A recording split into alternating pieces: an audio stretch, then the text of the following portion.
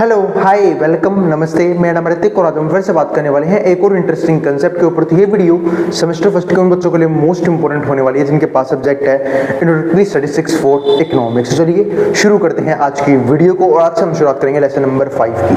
तो lesson number 4 तक की वीडियोस में ऑलरेडी कवर कर चुका हूँ। जिस बच्चे ने अब तक वो वीडियोस ना देखी हो पहले जाके वो वाली वीडियो जरूर देख लेना, खासकर प्रीवियस चैप्टर की वीडियो जहाँ पे मैंने प्रोबेबिलिटी को काफी डीप में समझाया था। क्योंकि आज वो चैप्टर होने वाला है लेसन नंबर 5, उसमें हम बात करेंगे कंडीशनल प्रोबेबिलिटी की। और भाई सिंपल सी बात है, कंसेप्ट किसका है? प्रोबेबिलिटी का। तो अगर आपको प्रोबेबिलिटी के बेसिक कंसेप्ट नहीं आएंगे तो आप प्रोबेबिलिटी के किसी भी कंसेप्ट को आगे जाके डिस्कस नहीं कर पाओगे, समझ नहीं पाओगे अच्छे तरीके से। ठीक है, तो चलो शुरू करते हैं लेसन नंबर 5 कंडीशनल प्रोबेबिलिटी। और इस कंप्लीट सीरीज के नोट्स ऑलरेडी प्रिपेयर हो चुके हैं विद इंपॉर्टेंट क्वेश्चन आंसर, जिसमें आपके न्यूमेरिकल क्वेश्चन आंसर भी इंक्लूडेड है। तो जिन बच्चों को वो नोट्स परचेज करने हैं वो इस नंबर पर जाए 9667836336 यहाँ पे व्हाट्सएप करके ले सकते हैं। अब हम चालू करते हैं आज का कंसेप्ट। जो लेसन नंबर 5 है वो हमारे पास क्या है? कंडीशनल प्रोबेबिलिटी होती क्या है? तो पहले समझते हैं कंडीशनल प्रोबेबिलिटी का मतलब। तो देखो, कंडीशनल प्रोबेबिलिटी किस वर्ड से बना हुआ है? कंडीशनल से। कंडीशनल यानी कि जहां पे कुछ ना कुछ शर्त लगे, है ना, यानी कि कुछ ना कुछ कंडीशन हो, है ना। तो इस ऐसी प्रोबेबिलिटी में ऐसे कंसेप्ट की बात करते हैं जहां पे हम किसी एक ऐसे इवेंट की प्रोबेबिलिटी निकालने की कोशिश करते हैं जिससे पहले कोई दूसरा इवेंट हो चुका हो। इसका मतलब हम किसी ऐसे इवेंट की प्रोबेबिलिटी निकालेंगे जो कहीं ना कहीं दूसरे इवेंट के होने पे डिपेंड करती हो। उसी को हम यहाँ पे क्या बोलते हैं? कंडीशनल प्रोबेबिलिटी बोल के चलते हैं। ठीक है, तो इस कंप्लीट चैप्टर में हमें सिर्फ कंडीशनल प्रोबेबिलिटी नहीं समझना, हमें इंडिपेंडेंट इवेंट्स भी समझना होगा, इंडिपेंडेंट प्रोबेबिलिटी भी समझनी होगी, जहां हम बात करेंगे कि कैसे किसी एक इवेंट की प्रोबेबिलिटी किसी दूसरे इवेंट के होने पे डिपेंड नहीं करती, चाहे वो हो चाहे वो ना हो, उससे किसी दूसरे इवेंट को फर्क नहीं पड़ता, वो भी हम डिस्कस करेंगे। इसके अलावा सबसे इंपॉर्टेंट चीज बेस थ्योरम, जो किसके ऊपर बेस्ड है?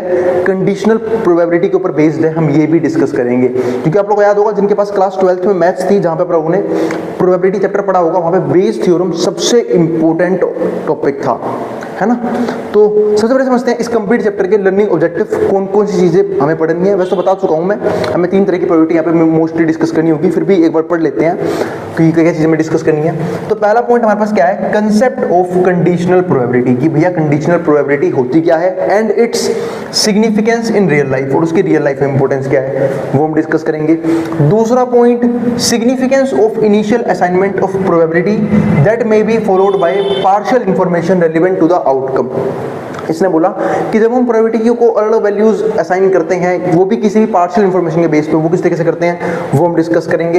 या फिर आप एक और बात कर सकते हो, मैंने बात करी ना सिर्फ 3 तरह की, कंडीशनल प्रोबेबिलिटी हो गई, बेस थ्योरम हो गया, इंडिपेंडेंट इवेंट हो गया, ठीक है, एक होगा रैंडम वेरिएबल एक्स, वो शायद मेरे आपसे नेक्स्ट चैप्टर में आएगा, ठीक है, तो वो हम वहां पे निकालना समझेंगे। थर्ड पॉइंट में क्या आएगा हमारे पास यहाँ पे? To visualise partial information affect the assignment of probability, कि जो पार्शियल इंफॉर्मेशन है किसी भी डाटा के बेस पे वो कैसे प्रोबेबिलिटी असाइनमेंट को अफेक्ट करती है वो हम डिस्कस करेंगे। This lead us to the concept of conditional probability and Bayes theorem, और ये कहीं ना कहीं हमें क्या लीड करती है? Concept of conditional probability and Bayes theorem की तरफ, यानी कि कंडीशनल प्रोबेबिलिटी और बेस थ्योरम कैसे आपस में रिलेटेड है और कैसे हम बेस थ्योरम निकालना सीखेंगे। फोर्थ पॉइंट में क्या आएगा? To comprehend the concept of Bayes theorem and its applications, हमें फिर समझने पड़ेंगे कि बेस थ्योरम का मतलब क्या होता है, और सबसे इंपॉर्टेंट और सबसे ज्यादा मजा आपको आएगा ना वो बेस थ्योरम पढ़ने में ही आएगा, क्योंकि बेस थ्योरम सबसे इंपॉर्टेंट टॉपिक माना जाता है। और यही नहीं, इसका क्वेश्चन भी अलग से आप पहचान लोगे कि हाँ भाई क्वेश्चन जो है वो बेस थ्योरम का आया हुआ है। मतलब कंडीशनल प्रोबेबिलिटी का बहुत छोटा सा रोल है बट एक इंपॉर्टेंट रोल है, ठीक है, लेकिन बेस थ्योरम कंडीशनल प्रोबेबिलिटी से भी आगे का कंसेप्ट है। एंड इट्स एप्लीकेशन, उसका रियल लाइफ में एप्लीकेशन क्या है वो हम डिस्कस करेंगे। फिफ्थ पॉइंट क्या आता है? Learning the computation of posterior probability from given prior probabilities, यानी कि हम जो है जो भी हमारे पास प्रोबेबिलिटीज गिवन है उसके बेस पे आगे की इंफॉर्मेशन, आगे की प्रोबेबिलिटी निकालने की कोशिश करेंगे। And conditional probability plays a critical role in Bayes theorem, और यही नहीं, हमें बात करेंगे कंडीशनल प्रोबेबिलिटी जो क्रिटिकल रोल प्ले करता है बेस थ्योरम में, यानी कि बेस थ्योरम की जो शुरुआत है यानी कि जो हम डिस्कस करेंगे उसमें कहीं ना कहीं आपको यूज करना होगा कंडीशनल प्रोबेबिलिटी को, तो इसलिए भी कंडीशनल प्रोबेबिलिटी मोस्ट इंपोर्टेंट हो जाती है। इसके बाद जो 6th पॉइंट है वो क्या आता है, to practise several cases and examples for the application of Bayes theorem. और यही नहीं, हमें बहुत से एग्जांपल्स भी प्रैक्टिस करने का मौका मिलेगा और एप्लीकेशन समझने का मौका मिलेगा बेस थ्योरम का। तो ये तो हो गया हमारी लर्निंग ऑब्जेक्टिव, जहां पे हमने सबसे ज्यादा बात करी सिर्फ दो चीजों की, एक तो कंडीशनल प्रोबेबिलिटी की, दूसरा बेस थ्योरम की। कैसे कंडीशनल थ्योरम जो हम अब पढ़ने वाले हैं कंडीशनल प्रोबेबिलिटी, और उसकी हेल्प से हम सोल्व करेंगे आगे जाके बेस थ्योरम को, और वहां पे निकालेंगे अलग चीजों की प्रोबेबिलिटी और कुछ रियल लाइफ एग्जांपल्स हम डिस्कस करेंगे इन टॉपिक्स के ऊपर।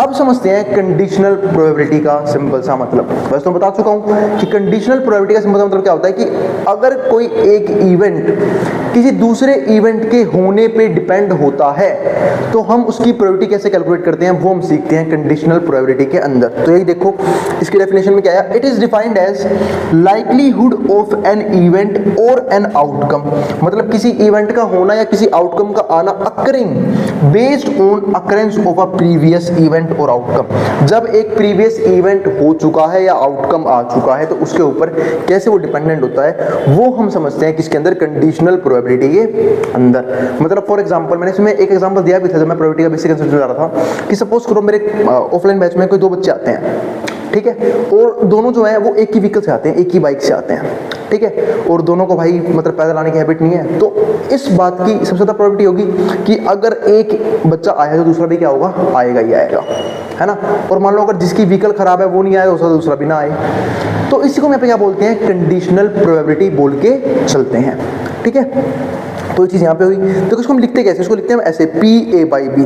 पहले मैं आपको पी ए बाई बी का मतलब समझा देता हूँ। देखो पी का मतलब तो सबको पता है प्रोबेबिलिटी, ए बाई बी का मतलब क्या है कि ए इवेंट की प्रोबेबिलिटी जब बी हो चुका है, मतलब बी इवेंट जो है वो हो चुका है तो ए के होने की प्रोबेबिलिटी क्या होगी।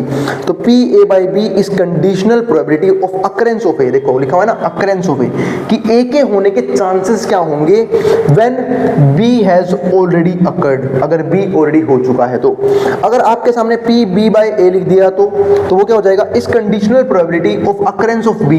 तो अब बी के होने के चांसेस क्या है, अगर ए ऑलरेडी हो चुका है तो when A has already occurred, ठीक है। इसको मैं क्या बोलते हैं, कंडीशनल प्रोबेबिलिटी को लिखने का तरीका। अब बात आती है भैया फॉर्मूला भी डिस्कस कर लेते हैं, तो चलो फॉर्मूला डिस्कस कर लेते हैं। तो कंप्यूटेशन ऑफ कंडीशनल प्रोबेबिलिटी फटाफट डिस्कस करते हैं, फिर हम करेंगे कुछ क्वेश्चंस, क्योंकि देखो टॉपिक मैथ्स का है तो बिना क्वेश्चन करे मजा नहीं आएगा। तो इसलिए पहले मैंने क्या किया, कंसेप्ट समझा लेता हूँ, फिर बाद में क्वेश्चंस डिस्कस कर लेंगे। तो कंप्यूटेशन ऑफ कंडीशनल प्रोबेबिलिटी, अब ये देखो पी ए बाई बी कैसे निकलता है, पी ए इंटरसेक्शन बी, ऊपर तो क्या रहेगा पी ए इंटरसेक्शन बी, नीचे क्या आएगा पी बी, और यहाँ पे क्या हो जाएगा पी ए बी और पी बी।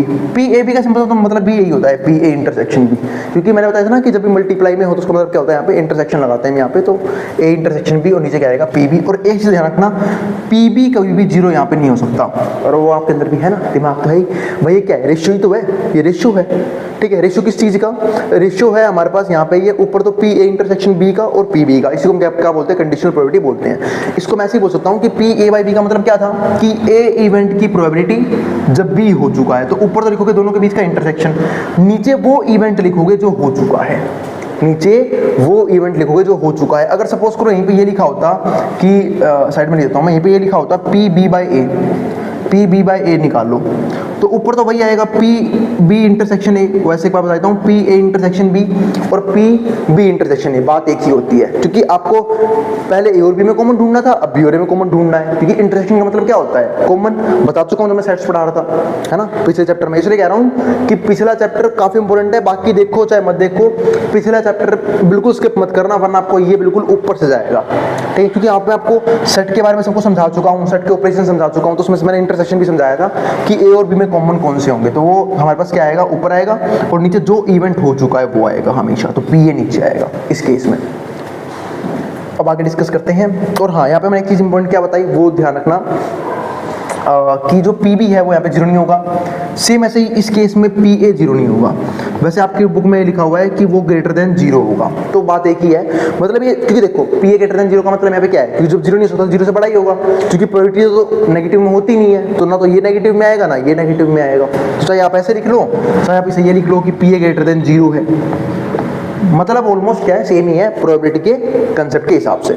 अब जीरो क्यों नहीं सकता, क्योंकि देखो आप लोगों ने बचपन में पढ़ा था कि रैशनल नंबर में क्या होता है कि हम उसे पी बाई क्यू की फॉर्म में लिखते हैं जहाँ पे क्यू जीरो नहीं होता। क्यों? क्योंकि अगर डिनोमिनेटर जीरो हो गया तो आंसर क्या हो जाएगा, नॉट डिफाइंड। इसलिए हमने यहाँ पे दोनों कंडीशन में बात करी है कि यहाँ पे पी ए जीरो नहीं होगा, यहाँ पे पी बी जीरो नहीं होगा, यहाँ पे पी ए जीरो नहीं होगा। तो उम्मीद है आप लोगों को फॉर्मूला समझ में आ गया। यही फॉर्मूला जो है ना सबसे इंपॉर्टेंट चीज़ थी आज की वीडियो की, क्योंकि इसके बेस पे आप कंडीशनल प्रोबेबिलिटी के क्वेश्चन को फटाफट उड़ाते हुए चले जाओगे।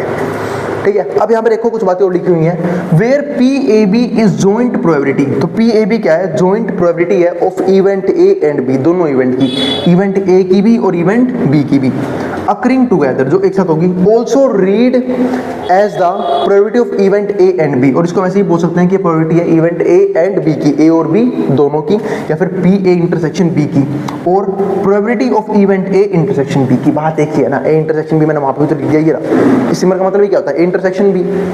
ठीक है, सिमिलरली मैंने वो चीज़ मैंने यहाँ पे भी लिख दी थी। अब देखो पी बी बाई ए किसके बराबर होगा, पी ए बी अपन में पी ए लिखा ना यहाँ पे, पी बी बाई ए। इसका मतलब क्या है कि बी इवेंट के होने के चांसेस जब ए ऑलरेडी हो चुका है। तो ऊपर तो क्या आता है दोनों का इंटरसेक्शन, इंटरसेक्शन ले लिया, लेकिन नीचे क्या आएगा, नीचे आएगा वो इवेंट जो ऑलरेडी हो चुका है, तो पी ए। ठीक है, वही चीज़ यहाँ पे लिख दी। और अगर पी ए बी की वैल्यू निकालनी होगी तो ये यहाँ पे डिवाइड में है, वहाँ जाके मल्टीप्लाई में हो जाएगा। देखो जैसे देखो आपको अगर इसकी वैल्यू निकालनी है तो यहाँ पे डिवाइड में है, ये आ जाएगा मल्टीप्लाई में, वही तो किया है यहाँ पे। और बात वही है, दोनों कंडीशंस में पी ए आपका जीरो के बराबर नहीं होगा, क्योंकि अगर जीरो हो गया तो हमारा आंसर नॉट डिफाइंड हो जाएगा। अब यहाँ पे एक नोट है प्यारा सा, वो पढ़ लेते हैं। Conditional probability is expressed as a ratio of unconditional probabilities. तो कंडीशनल प्रोबेबिलिटी जो है वो एक्सप्रेस होता है एक रेशियो के तौर पे, वो भी अनकंडीशनल प्रोबेबिलिटीज की। जैसे कि देखो यहाँ पे क्या लिखा हुआ है, the numerator is probability of intersection of two events. जो न्यूमरेटर है वो प्रोबेबिलिटी है किनका, दो इवेंट्स के इंटरसेक्शन का, दो इवेंट्स के इंटरसेक्शन का। और नीचे क्या आएगा, whereas denominator is probability of conditioning event A. और जो डिनोमिनेटर है वो वहाँ पे हम ऐसा इवेंट रखेंगे जो हो चुका है, या फिर जैसे बी इवेंट जो हो चुका है, प्रोबेबिलिटी ऑफ बी इवेंट। ठीक है, तो ये रहा इसका वेन डायग्राम। ठीक है, वेन डायग्राम का यहाँ पे देखो ये रहा ए, ये रहा बी। तो ऊपर तो क्या आएगा इंटरसेक्शन, उसको मैंने ब्लू कलर से यहाँ पे क्या कर दिया, शेड कर दिया है। ठीक है, और नीचे क्या आएगा पूरा का पूरा पी बी जो हो चुका है। ठीक है, अगर वो यहाँ पे पी बी वाई ए की बात करता तो इसी तो पूरा ब्लैक वाला को इस तरह शिफ्ट कर जाता इस ब्लू वाले के साथ, क्योंकि फिर हम नीचे क्या लेते ए इवेंट के होने की, क्योंकि ए इवेंट हो चुका है तो उसकी प्रोबेबिलिटी लेते।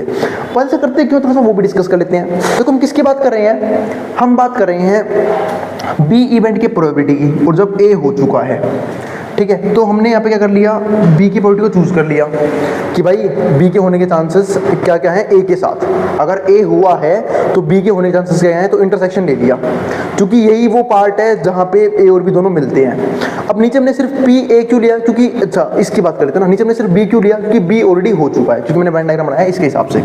तो बी ऑलरेडी क्या हो चुका है, हो चुका है, तो हम सिर्फ बी को लेंगे, क्योंकि हम यहाँ पे बात कर रहे हैं कि ए के होने के चांसेस क्या हैं जब बी ऑलरेडी हो चुका है, यानी कि हम ए को बी से रेट करके देख रहे हैं। तो हमें आप यहाँ पे ए की जरूरत ही नहीं है, क्योंकि ए से मतलब ही नहीं है हमें, ए हो चाहे ना हो, हमें सिर्फ मतलब क्या है कि जब बी हो चुका है तो ए के होने के चांसेस क्या हैं, वो हमने यहाँ पे डिस्कस कर लिया। ठीक है, अब क्वेश्चन करवाऊंगा, आपको और अच्छे से समझ में आ जाएगा पूरा का पूरा टॉपिक, क्योंकि बिना क्वेश्चन के समझना मुश्किल है। फॉर्मूला बस ध्यान रखना, बाकी सब मैं इरेज कर देता हूँ। क्वेश्चन लिखते हैं, फटाफट क्वेश्चन उड़ाएंगे, आपको कंडीशनल प्रोबेबिलिटी जो है आज की वीडियो में इजीली क्लियर हो जाएगी। ठीक है, और भाई कई बच्चे जो है ना वो लर्निंग ऑब्जेक्टिव वर्ड जो पार्ट है, ठीक है, वो उन्हें समझ, वो थोड़ा सा मैं इसलिए बढ़ा देता हूँ ताकि आपको पता लग जाए कि पूरे चैप्टर में ओवरव्यू क्या होने वाला है। तो अगर कईयों को लगता है कि हम तो टॉपिक वाइज पढ़ ही रहे हैं तो आराम से देख लेंगे क्या क्या पढ़ने वाले हैं, तो वो इस पार्ट को स्किप करते हुए चला करो। आई बात समझ में? तो चलो अब यहाँ तक का उतार लो। ठीक है, फिर डिस्कस करते हैं इसके क्वेश्चंस, जाना कहीं नहीं है अभी भी। चलो फिर अब हम आगे डिस्कस करते हैं कुछ क्वेश्चंस को कंडीशनल प्रोबेबिलिटी के। तो पहला क्वेश्चन क्या है वो पढ़ते हैं। तो given that E and F are events, E और एफ दो इवेंट्स हैं, सच दैट पी ई यानी कि probability of E event of 0.6 है और पी एफ 0.3 है और पी ई इंटरसेक्शन 0.2 है। हमें निकालना क्या है, पी ई बाई एफ और पी एफ बाई ई। तो चलो आप लोग को वापस थोड़ा सा याद दिला देता हूँ जो मैंने ये समझाया था कि पी ए बाई बी, इसका मतलब क्या था कि भाई ए इवेंट की प्रोबेबिलिटी जब बी हो चुका हो, ये निकलता कैसे था फॉर्मूले के हिसाब से, P A intersection B upon में वो इवेंट जो हो चुका है यानी कि पी बी।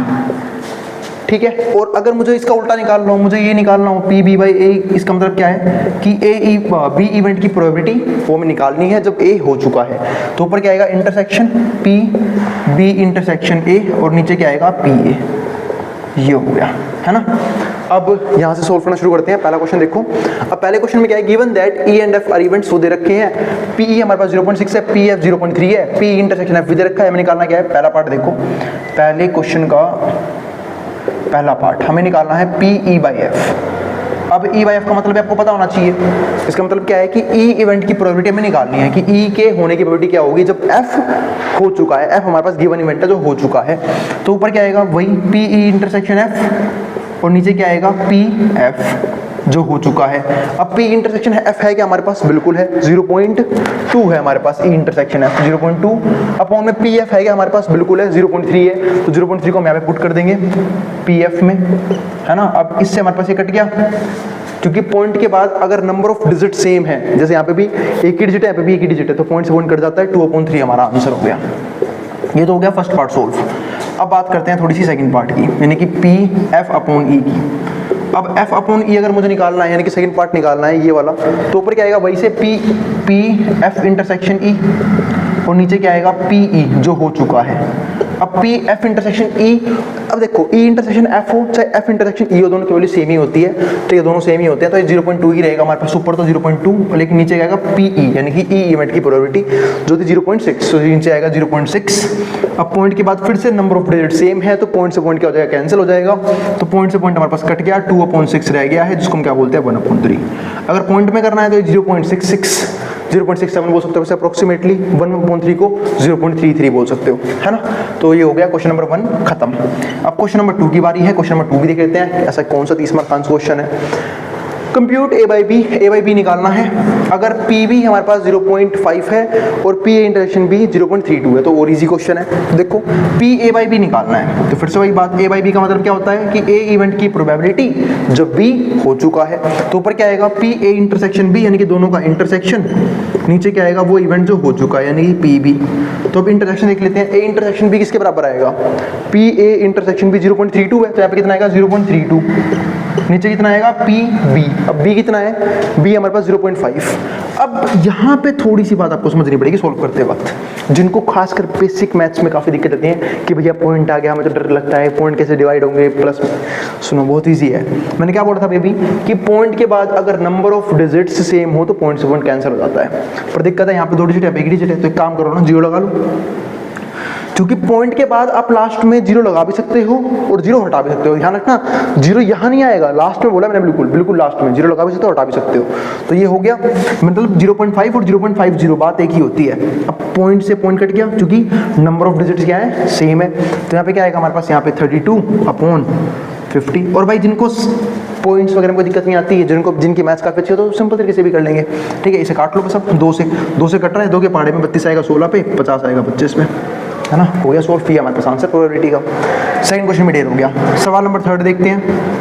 क्वेश्चन नंबर 3 जो हमने देखा, तो हमने क्या देखा, पी ए 0.8 है, पी ए 0.8 है, पी बी 0.5 है, ठीक है, और पी बी बाई ए 0.4 है। निकालना क्या है, पहले निकालना है पी ए इंटरसेक्शन बी।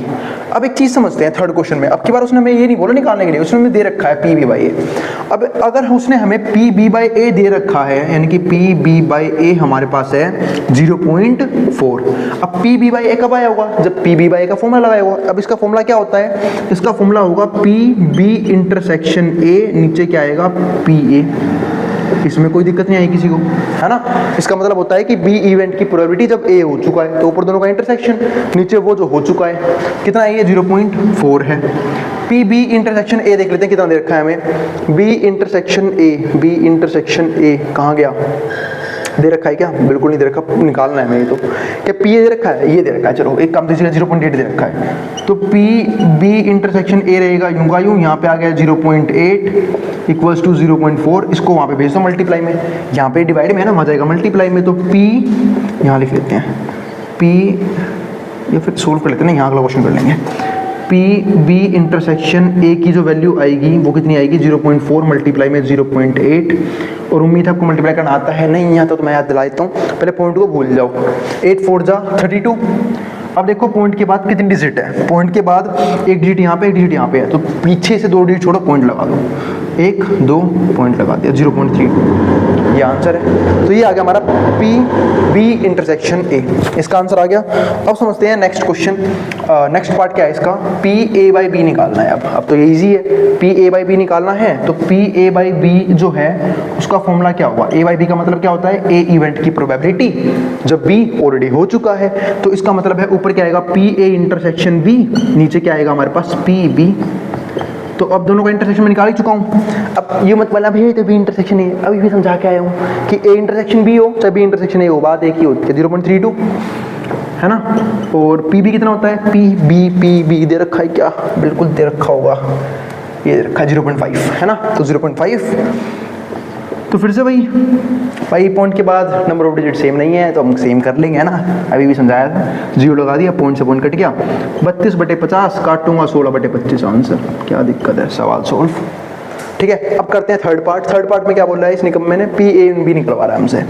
अब देखो आप लोगों को याद होगा पी ए यूनियन बी का मैंने एक प्यारा सा फॉर्मूला समझाया था आप लोगों को, क्या समझाया था, वापस साथ समझाता हूँ, पी ए प्लस में पी बी माइनस में पी ए इंटरसेक्शन बी, ये समझाया था नहीं समझाया था, फॉलो किया, बिल्कुल समझाया था जब मैं सेट्स करवा रहा था, है ना।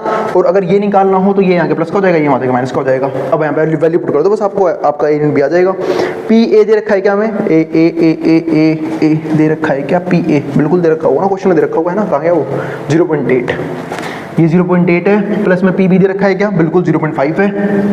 क्या पी ए इंटरसेक्शन बी दे रखा है, नहीं दे रखा था बट हमने निकाल लिया था, है ना, 0.32, तो निकालने में मैं एक्सपर्ट है 0.32। अब कईयों का भैया पॉइंट है प्लस करने में दिक्कत आएगी, है ना, मैं याद दिलाता हूँ भाई। देखो 0.8 प्लस 0.5 कितना होगा, 1.3, कैसे, 8 और 5 13 का 3, एक कैरी फॉरवर्ड तो एक 1.3 आ गया, माइनस में 0.32, ये माइनस करना है तो कितना आंसर आएगा 0.98। नहीं माइनस करना आता, अभी सिखाएगा तुम्हारा भाई, बचपन में तुम लोग कंचे खेल रहे थे मैथ्स पढ़ने की बजाय, ठीक है। तो ये हमारे पास 1.3 है, 1.3 माइनस में 0.32 है ना, तो पॉइंट के नीचे पॉइंट आता है, ये चीज़ ध्यान रखना, 32 यहाँ पे लगाओगे 0, क्या ही लोगे जिसमें से 2 गए 8, यहाँ पे रहेगा कितना 2, 1 लोगे 12 में से 3 गए 9, यहाँ पे रहेगा 0.98, ये हमारे पास आ गया इस क्वेश्चन का भी आंसर। तो पहले उम्मीद है आपको ये 3 क्वेश्चन समझ में आ गए हैं, पहले ये उतार लो फिर बाकी ये 3 क्वेश्चन डिस्कस करेंगे, है ना। पहले यहाँ तक के क्वेश्चन को उतार लो फिर डिस्कस करते हैं कि ये सवाल, ये करवा दूंगा, 4th आसान है, 4th चलो मिटा लो, पहले उतार लो फिर देखते हैं आगे के सवाल। चलो फिर अब हम देखते हैं आगे के क्वेश्चंस। अब 4th क्वेश्चन में बोला क्या है, थोड़ा सा इसको यहीं कैलकुलेट कर लेते हैं। अब देखो उसने हमें दे रखा है पी एंड बी हमें निकालना है, उसने दे रखा है 2PA P बराबर है 5/13 के, पहले ऐसा कुछ कैलकुलेट करते हैं, 2PA B बराबर है 5/13 के, तो अगर 2PA यानी कि 2 times of probability of A is equal to 5/13, तो अगर मुझे यहाँ से PA निकालना है तो नहीं मिलेगा क्या, बिल्कुल मिलेगा, 2 इसके मल्टीप्लाई में नीचे आएगा, डिवाइड में तो कितना आएगा 5/13 मल्टीप्लाई 2 यानी कि 26, है ना। अब अगर मुझे PB निकालना है तो सीधा दे रखा है, PB कितना है 5/13, ये भी दे रखा है, और क्या दे रखा है PA/B 2/5 दे रखा है, हाँ यहाँ वो थोड़ा सा खेल गया, PA/B भाई ने दे रखा है 2/5, और PA/B कब आया होगा, जब इसका फॉर्मूला आया होगा। अब PA/B का फॉर्मूला क्या होता है, PA इंटरसेक्शन B नीचे होता है PB, है ना, ये है 2/5। क्या हमारे पास A इंटरसेक्शन B है, बिल्कुल नहीं है। क्या P/B है, बिल्कुल है, P/B हमने निकाला था ना, कहाँ गया P/B, ये रहा 5/13, तो PA इंटरसेक्शन B और PB है हमारे पास है 5/13, इसको वहाँ भेज देना मल्टीप्लाई में, तो 2/5, है ना। तो जो 1 मिनट रुकना, बस 1 मिनट, एक चीज़ देख लूँ, बिल्कुल सही है, ठीक है। तो PA इंटरसेक्शन B बराबर है 2/5 मल्टीप्लाई में, इसको वहाँ भेज दो बस, क्योंकि नीचे डिवाइड में वहाँ से मल्टीप्लाई हो जाएगा 5/13, और यूँ का यूँ जाएगा मल्टीप्लाई 5/13। अब देखो 5 से 5 कट गया, कितना आया 2/13। चलो PA इंटरसेक्शन B तो हमने यहाँ पे निकाल लिया। अब PA इंटरसेक्शन B निकाल लिया, निकालना क्या था हमें इस क्वेश्चन में, हमें इस क्वेश्चन में उसने बोला है PA यूनियन B U बता दे, A यूनियन B बता दे। तो जो PA यूनियन B है, PA यूनियन B बराबर है PA प्लस में PB माइनस में PA इंटरसेक्शन B, ठीक है, ये है। अगर मैं यहाँ पे देखूँ तो PA कितना है, PA है हमारे पास यहाँ पे कितना है पी ए निकाला था ना हमने, पी ए 5/13 बिल्कुल। पी बी कितना है, अच्छा पी ए 5/26 है, 26 है। पी बी है 5/13, ठीक है। और पी ए इंटरसेक्शन भी निकाला था क्या हमने, बिल्कुल निकाला था। पी ए इंटरसेक्शन 2/13 है, 2/13 माइनस हो जाएगा। पहले एलसीएम ले लो, 26 और 13 का एलसीएम क्या होता है 26। कई बच्चे निकाल के देखेंगे, भाई निकाल के देख लेना। वैसे एक छोटी सी हिंट बताऊं, जब भी छोटे वाले नंबर की टेबल में बड़े वाला नंबर आता हो तो बड़े वाले नंबर का एलसीएम बन जाता है। तो 26, अब 13 के पहाड़े में 26 तो आता है 2 पे, तो बस 26 हमारा एलसीएम बन जाएगा। अब 16 सबको आता ही होगा, 26 के पहाड़े में 26 कितने पाएगा, 1 पे 1 × 5 5, ठीक है। 26 के पहाड़ 13 के पहाड़े में 26 कितने पाएगा, 2 पे 2 × 5 10, और 26 13 के पहाड़ में कितने पाएगा, 2 पे 2 दूनी 4, तो यहाँ पे 4 हो गया। मतलब यार एक तरह से मैंने एलसीएम लेके डिनोमिनेटर से कर लिया है। 10 और 5 15, 15 में 4 गए 11/26। और ये सब बचपन के क्वेश्चंस थे भाई, 5वीं 6वीं में किए हैं आप लोगों ने सब क्वेश्चंस, ठीक है। तो 11/26 ये हमारे पास क्या है, आंसर है इस क्वेश्चन का। ए यूनियन बी आ चुका है। अब करते हैं 5th क्वेश्चन। क्वेश्चन नंबर 5 देखते हैं। 5th क्वेश्चन में क्या है, पी ए दे रखा है, पी बी दे रखा है और पी ए यूनियन बी दे रखा है ना। हमसे पूछा क्या है, पी ए इंटरसेक्शन बी पूछ लिया, पी ए बाई बी पूछ लिया, पी बी बाई ए पूछ लिया। तो सबसे पहले तो वही निकालना पड़ेगा ये, क्योंकि उसके बिना हम ये सब निकाल नहीं पाएंगे, है ना। तो पहले ये निकालते हैं। तो पी ए यूनियन बी का जो फॉर्मूला था वो था पी ए प्लस में पी बी माइनस में पी ए इंटरसेक्शन बी। ये फॉर्मूला बहुत यूज होगा, इसलिए भाई ध्यान रखना, काफी बार तो भी यूज हो चुका है, ऊपर भी यूज हुआ था। हमें लेकिन पेपर ए इंटरसेक्शन बी निकालना है पहले, मतलब यूनियन हमें दे रखा है। तो अब चाहो तो डायरेक्टली आप इसका फॉर्मूला भी लगा सकते थे, इसको यहाँ ले जाते, इसको वहाँ ले जाते, बट ठीक है अब यहीं पुट करो। जब मैंने ये वाला फॉर्मूला लिख दिया है तो पी ए यूनियन बी हमारे पास 7/11 है, पी ए है क्या हमारे पास, बिल्कुल है 6/11 है, और क्या पी बी है क्या हमारे पास, बिल्कुल है 5/11 है, और माइनस में हमें क्या निकालना है, पी ए इंटरसेक्शन बी। अब ये यहाँ के प्लस का हो जाएगा, तो ये हो जाएगा हमारे पास पी ए इंटरसेक्शन बी, ये हो जाएगा हमारा नीचे वाले सेम है ना। तो एक काम करो ना, पहले ले ही जाओ इसे, 6/11 5/11 और माइनस में 7/11, क्योंकि यहाँ पे प्लस में था, वहाँ माइनस का हो जाएगा। अब डिनोमीटर सेम है, तो 6 और 5 11, 11 में 7 के 4, 4/11, ये हमारे पास क्या आ गया, ए इंटरसेक्शन बी। तो पहला पार्ट तो हमारा इसका सोल्व हो गया, first part done. Second part देखते हैं। सेकेंड पार्ट में क्या है, हमें निकालना है पी ए बाई बी। अब इसका सिंपल सा मतलब क्या होता है, ऊपर आएगा पी ए इंटरसेक्शन बी, नीचे क्या आएगा पी बी। क्या हमारे पास ए इंटरसेक्शन बी मौजूद है, बिल्कुल मौजूद है। कितना है 4/11, तो ऊपर क्या आएगा 4/11, नीचे क्या आएगा पी बी। पी बी देखो है क्या हमारे पास, पी बी बिल्कुल है 5/11 ये रहा। तो 5/11, 11 से 11 कट गया, 4/5 इसका आंसर। 4/5 यानी कि 0.8, अगर कोई सोल्व करना चाहे तो आगे। अब P B by A third part देखते हैं। थर्ड पार्ट में क्या है, पी बी बाई ए, ठीक है। ऊपर क्या आएगा पी बी इंटरसेक्शन ए, वैसे बात एक ही होती है, ए इंटरसेक्शन बी और बी इंटरसेक्शन ए। और नीचे क्या आएगा, वो इवेंट जो हो चुका है, क्योंकि इसका मतलब ये होगा ना, बी इवेंट की प्रायोरिटी जब ए हो चुका है, तो पी ए। अब बी इंटरसेक्शन ए का मतलब यहाँ पे क्या है, बी इंटरसेक्शन ए कहाँ गया, निकाला था हमने ऊपर, बिल्कुल 4/11, ये हमारा 4/11 आया था। और नीचे है पी ए कितना था हमारे पास, पी ए था 6/11, तो 6/11 इससे कट गया, 4/6 यानी कि 2 से काटूंगा तो 2/3, 2/3 यानी कि 0.67 अप्रॉक्स, 0.66 या 67 जो लिखना है ना, अप्रॉक्स आएगा। ये हो गया हमारे पास। अब करेंगे सबसे तगड़ा क्वेश्चन, सबसे बढ़िया क्वेश्चन, सवाल नंबर 6। पहले यहाँ तक का जिसको जो उतार ले, फिर करेंगे 6 क्वेश्चन, और फिर हम कर देंगे कंडीशनल प्रोबेबिलिटी को फिनिश, है ना। तो पहले उतार लो जिसको जो उतारना है यहाँ तक का। चलो अब देखते हैं। हाँ, क्वेश्चन नंबर 6 में क्या था, अ कॉइन इज टॉस्ड 3 टाइम्स, एक सिक्के को 3 बार उछाला गया है। अब सबको पता है कि सिक्का 3 बार उछला है तो total number of sample space बनेंगे 2 की पावर 3 8। बात ये फॉर्मूला कहाँ से आया भाई, 2 का मतलब है सिक्के के पास 2 ही पहलू होते हैं, या तो हेड आएगा या टेल आएगा, तो वहाँ से 2 आया है। और यहाँ पे n आता है 2 की power n, total number of sample space निकालने के लिए। n का मतलब होता है नंबर ऑफ टाइम्स, कितने बार उछाला गया है, 3 बार उछाला, 2 की पावर 3 8 सैंपल स्पेस बनेंगे। पहले बना लेते हैं सैंपल स्पेस ही, तो कैसे बनेंगे, 4 बार हेड, 8 का आधा करिए ना, वो 4 बार टेल, 2 बार हेड, 2 बार टेल, 2 बार हेड, 2 बार tail, head tail head tail head tail head tail. यहाँ तक तो कोई दिक्कत नहीं होनी चाहिए किसी को भी। ये हो गया total number of sample space का सेट। अब देखते हैं एक एक करके सारे पार्ट्स को। इस क्वेश्चन में ध्यान रखना, में निकालना वही है पी ई बाई एफ हर एक पार्ट में। अब की बार हमें ई और एफ दोनों कुछ भी गिवन नहीं है, सिर्फ इवेंट्स गिवन है, हमें खुद निकालना पड़ेगा सब कुछ। तो देखो ई क्या है, पहला पार्ट सोल्व कर रहा हूँ मैं आपको। ई क्या है, head on the third toss पे हेड है। पहले समझते हैं ई इवेंट में कौन कौन से सैंपल स्पेस आएंगे। हेड ऑन थर्ड टोस, ध्यान रखना तीसरे टोस पे हेड है, यानी कि ट्रिपल एच आएगा, बिल्कुल आएगा, एच टी एच आएगा, बिल्कुल आएगा, ये नहीं आएगा, टी एच एच आएगा, बिल्कुल आएगा, ठीक है, और टी टी एच आएगा एक, है ना। तो ये सारे वो आ गए जिनके थर्ड टोस पे क्या है, हेड है। अब निकाल लेते हैं एफ इवेंट, ओ सॉरी क्या निकलवाएं क्या, हाँ पहले एफ इवेंट निकाल लेते हैं, हाँ तो एफ इवेंट ही निकाल लेते हैं। एफ इवेंट क्या है, एफ इवेंट की अगर आप बात करोगे तो एफ इवेंट में क्या है, हेड ऑन फर्स्ट टू टोसेस, पहले दो टोसेस पे हेड चाहिए, पहले दो टोसेस पे, यानी कि ट्रिपल एच आएगा, बिल्कुल, एच एच टी आएगा, बिल्कुल, और कोई सा नहीं आएगा इसमें, है ना।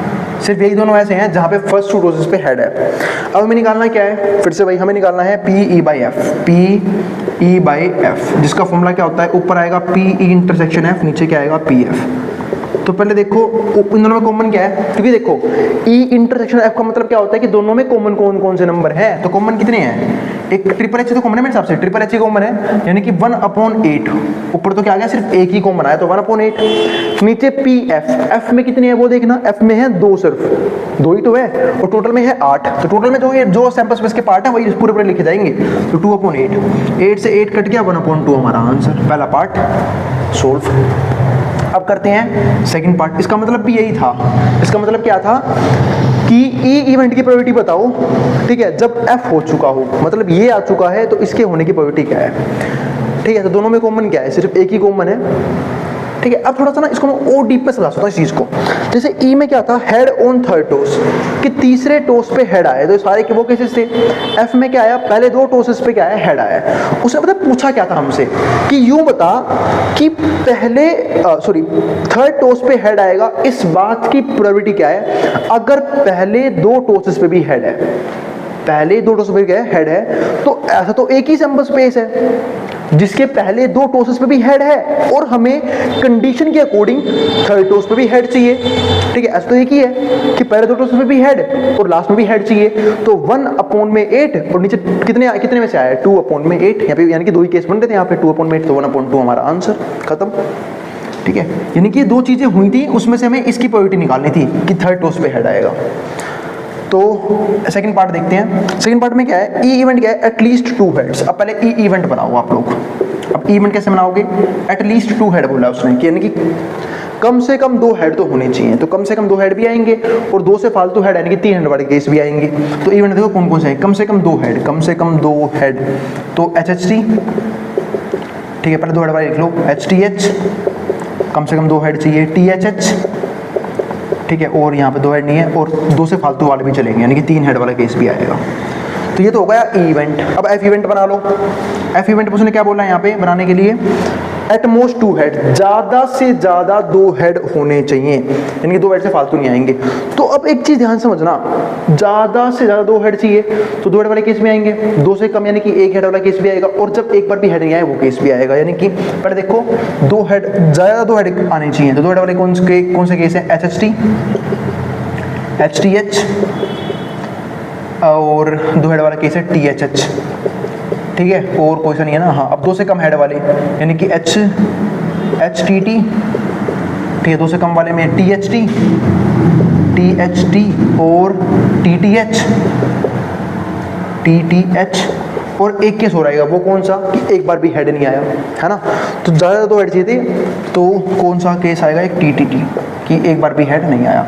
इसी बात को पता है मैं इस तरीके से समझा सकता था, पता है कैसे, मैं बोलता एट मोस्ट 2 हेड, कि भाई ज़्यादा से ज़्यादा 2 हेड आए हैं, यानी कि 2 हेड वाले केस भी आएंगे, 2 से कम यानी कि 1 हेड वाला केस भी आएगा, और ऐसे केस भी आएंगे जहाँ पे एक बार भी हेड नहीं आया। तो कौन सा केस नहीं आया, जहाँ पे 2 से फालतू हेड आ रहे हैं, यानी कि 3 हेड, यही केस तो नहीं आया, इसको छोड़ के बाकी सारे लिख दो, लिख दे सारे के सारे, देखो, ठीक है। तो वही बात थी यहाँ पे। अब इसकी प्रोबेबिलिटी निकाल लेते हैं, तो पी ई बाई एफ निकालना है, तो पी ई बाई एफ ऊपर तो क्या होगा, पी ई इंटरसेक्शन एफ, दोनों में कॉमन, तो इसका मतलब वही है कि ई इवेंट की प्रोबेबिलिटी जब एफ हो चुका है, और नीचे पी एफ। अब देखो कॉमन कौन कौन से हैं, एच एस टी कॉमन है, ठीक है, 1, एच टी एच कॉमन है 2, टी एच है क्या, बिल्कुल 3, और एच एच एच नहीं है यहाँ पे, एच एच नहीं है, तो 3 कॉमन है, तो ऊपर क्या आएगा 3/8, एफ में कितने 7, 7/8, 8 से 8 कट गया, 3/7 आंसर। बताओ क्या दिक्कत थी, बिल्कुल हो गया ये वाला पार्ट भी। अब कर लेते हैं थर्ड पार्ट और डिस्कस कर लेते हैं। थर्ड पार्ट में क्या है हमारे पास यहाँ पे, एट मोस्ट 2 टेल्स, ज़्यादा से ज़्यादा 2 टेल होने चाहिए, ज़्यादा से ज़्यादा क्या होने चाहिए, 2 टेल हमारे पास होने चाहिए। अब ज़्यादा से ज़्यादा 2 टेल्स, एट मोस्ट 2 टेल्स, ठीक है, यानी कि कौन सा केस नहीं आएगा, 3 टेल वाला, क्योंकि मैक्सिमम 2 टेल चाहिए, 3 टेल वाला केस यहाँ पे नहीं लेंगे अब, ठीक है। तो बाकी सारे आ जाएंगे, है ना, ट्रिपल एच, ठीक है, H H T, H T H, H T T और टी एच एच, ठीक है, और क्या है, टी एच टी और है टी टी एच। बस उसने बोला था ज़्यादा से ज़्यादा 2 टेल होनी चाहिए, यानी कि 2 टेल वाले केस भी आएंगे, 2 से कम 1 टेल वाला केस भी आएगा, और जब एक बार भी टेल नहीं आ रहा वो केस भी आएगा, यानी कि तीनों हेड वाले केस भी आएंगे। तो कौन सा केस नहीं आया, जब 2 से फालतू टेल आ रहे हैं, यानी कि 3 बार टेल आ रहा है, तो इस केस को छोड़ के बाकी सारे केस आए हैं। एफ इवेंट में क्या है, उसने बोला एटलीस्ट 1 टेल, कम से कम 1 टेल तो आना चाहिए, कम से कम 1 टेल। तो 1 टेल वाला केस भी आएगा, 2 टेल वाले भी, 3 टेल वाले भी। कौन सा केस नहीं आएगा जब एक बार भी टेल नहीं आया, यानी कि ट्रिपल एच नहीं आएगा, बाकी सारे आएंगे ना सारे। अब चलो या फिर यूँ समझ लो, एटलीस्ट 1 टेल ना, कम से कम 1 टेल आना चाहिए। तो 1 टेल यानी कि एच एच टी, ठीक है, एच टी एच एक बार टेल आ रहा है, ठीक है, 2 बार टेल आ रहा है अगले में, एच टी टी, ठीक है, ऊपर भी 1 टेल आ रहा है, टी एच एच, ठीक है, टी एच टी 2 बार टेल आ रहा है, टी टी एच 2 बार टेल आ रहा है, और ट्रिपल टी, ठीक है, 3 बार टेल आ रहा है। कौन सा केस नहीं आना चाहिए था इसमें, एटलीस्ट 1 टेल, जब एक बार भी टेल ना आ रहा हो, यानी कि ट्रिपल एच नहीं आया, बाकी सारे केस आए हैं, 7 के 7 केस आए हैं, ठीक है। अब देखते हैं फिर से वही निकालना क्या है, पी ई बाई एफ। तो ऐसे भी करने होते हैं भाई क्वेश्चंस, ध्यान रखना कि आपको वो ई और एफ इवेंट दे देगा, आपको पहले ये बनाने पड़ेंगे, फिर खुद ही सब कुछ निकालना है। आपको पी ई बाई एफ भी खुद ही पता करना है कि कॉमन कौन कौन से आएंगे, ठीक है, और पी एफ भी आपको खुद ही पता करना है। तो पी देखो कॉमन कौन कौन से है, कॉमन 6 आएंगे मेरे हिसाब से इसमें। देखो ट्रिपल एच यहाँ है तो यहाँ नहीं है, ट्रिपल टी यहाँ है तो यहाँ नहीं है, बाकी सब है यहाँ पर। देखो एच एस टी है 1 2, एच टी एच है, एच टी टी है, टी एच एच है 4, अच्छा 1 2 3 4 5, टी एच टी भी है ना, और टी टी एच भी है 6 के इसको बनाएंगे। तो 6/8, और एफ में कितनी है, शॉर्ट में 7 है इसमें, तो 7/8, 8 से 8 कट गया, 6/7 हमारा आंसर, खत्म question. P E by F इस क्वेश्चन में भी निकाल लिया हमने, इसलिए मैं कह रहा था कि वाला क्वेश्चन मोस्ट इंपोर्टेंट है, ठीक है। आपको एटलीस्ट और एटमोस्ट का कंसेप्ट यहाँ पे मैंने अच्छे से समझा दिया है। डिस्कस करने वाले हैं इंडिपेंडेंट इवेंट्स को, क्योंकि 3 तरह के टॉपिक्स थे, एक कंडीशनल प्रोबेबिलिटी वो हम डिस्कस कर चुके हैं, उसी के बेस पे इंडिपेंडेंट इवेंट्स जिसकी हम बात करेंगे, ठीक है, और इसके बाद हम डिस्कस करेंगे बेस थ्योरम को। कंप्लीट सीरीज के नोट्स भी ऑलरेडी प्रिपेयर हो चुके हैं, जिन बच्चों को नोट्स परचेज करने हैं वो इस नंबर पर जाए 9667836336, यहाँ पे व्हाट्सअप करके नोट्स भी ले सकते हैं। अब हम चालू करते हैं आज का कंसेप्ट। जो आज का कंसेप्ट है जिसकी हम बात क्या कर रहे थे, इंडिपेंडेंट इवेंट्स का मतलब क्या होता है वो समझते हैं। तो देखो कंडीशनल प्रोबेबिलिटी में आपको आया था क्या था कि एक इवेंट के होने की प्रोबेबिलिटी हम निकालते थे जब दूसरा हो चुका हो, यानी कहीं ना कहीं पहले वाला इवेंट दूसरे पे क्या था, डिपेंड कर रहा था।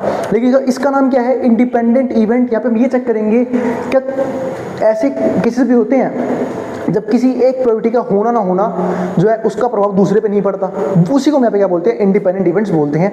उसी के हमने छोटा सा जो है ना एग्जांपल ये केस लिया है, उससे मैं आपको समझाऊंगा ये चीज। तो यहाँ पर क्या लिखा हुआ है, experiment of drawing a card from a deck of 52 playing cards. उम्मीद है आप लोगों को कार्ड की सारी इंफॉर्मेशन है। जब मैंने प्रोबेबिलिटी का बिल्कुल बेसिक कंसेप्ट सिखाया था, वहाँ मैंने कार्ड्स के बारे में काफी अच्छे तरीके से बताया था कि कार्ड्स में क्या क्या बातें होती हैं, ठीक है। तो experiment of drawing a card from deck of 52 playing cards, हमें 52 में से एक पता निकालना है। In which the elementary events are assume to be equally likely, मतलब जिसमें हर एक पत्ते के आने के चांसेस क्या होंगे, इक्वल होंगे, है ना।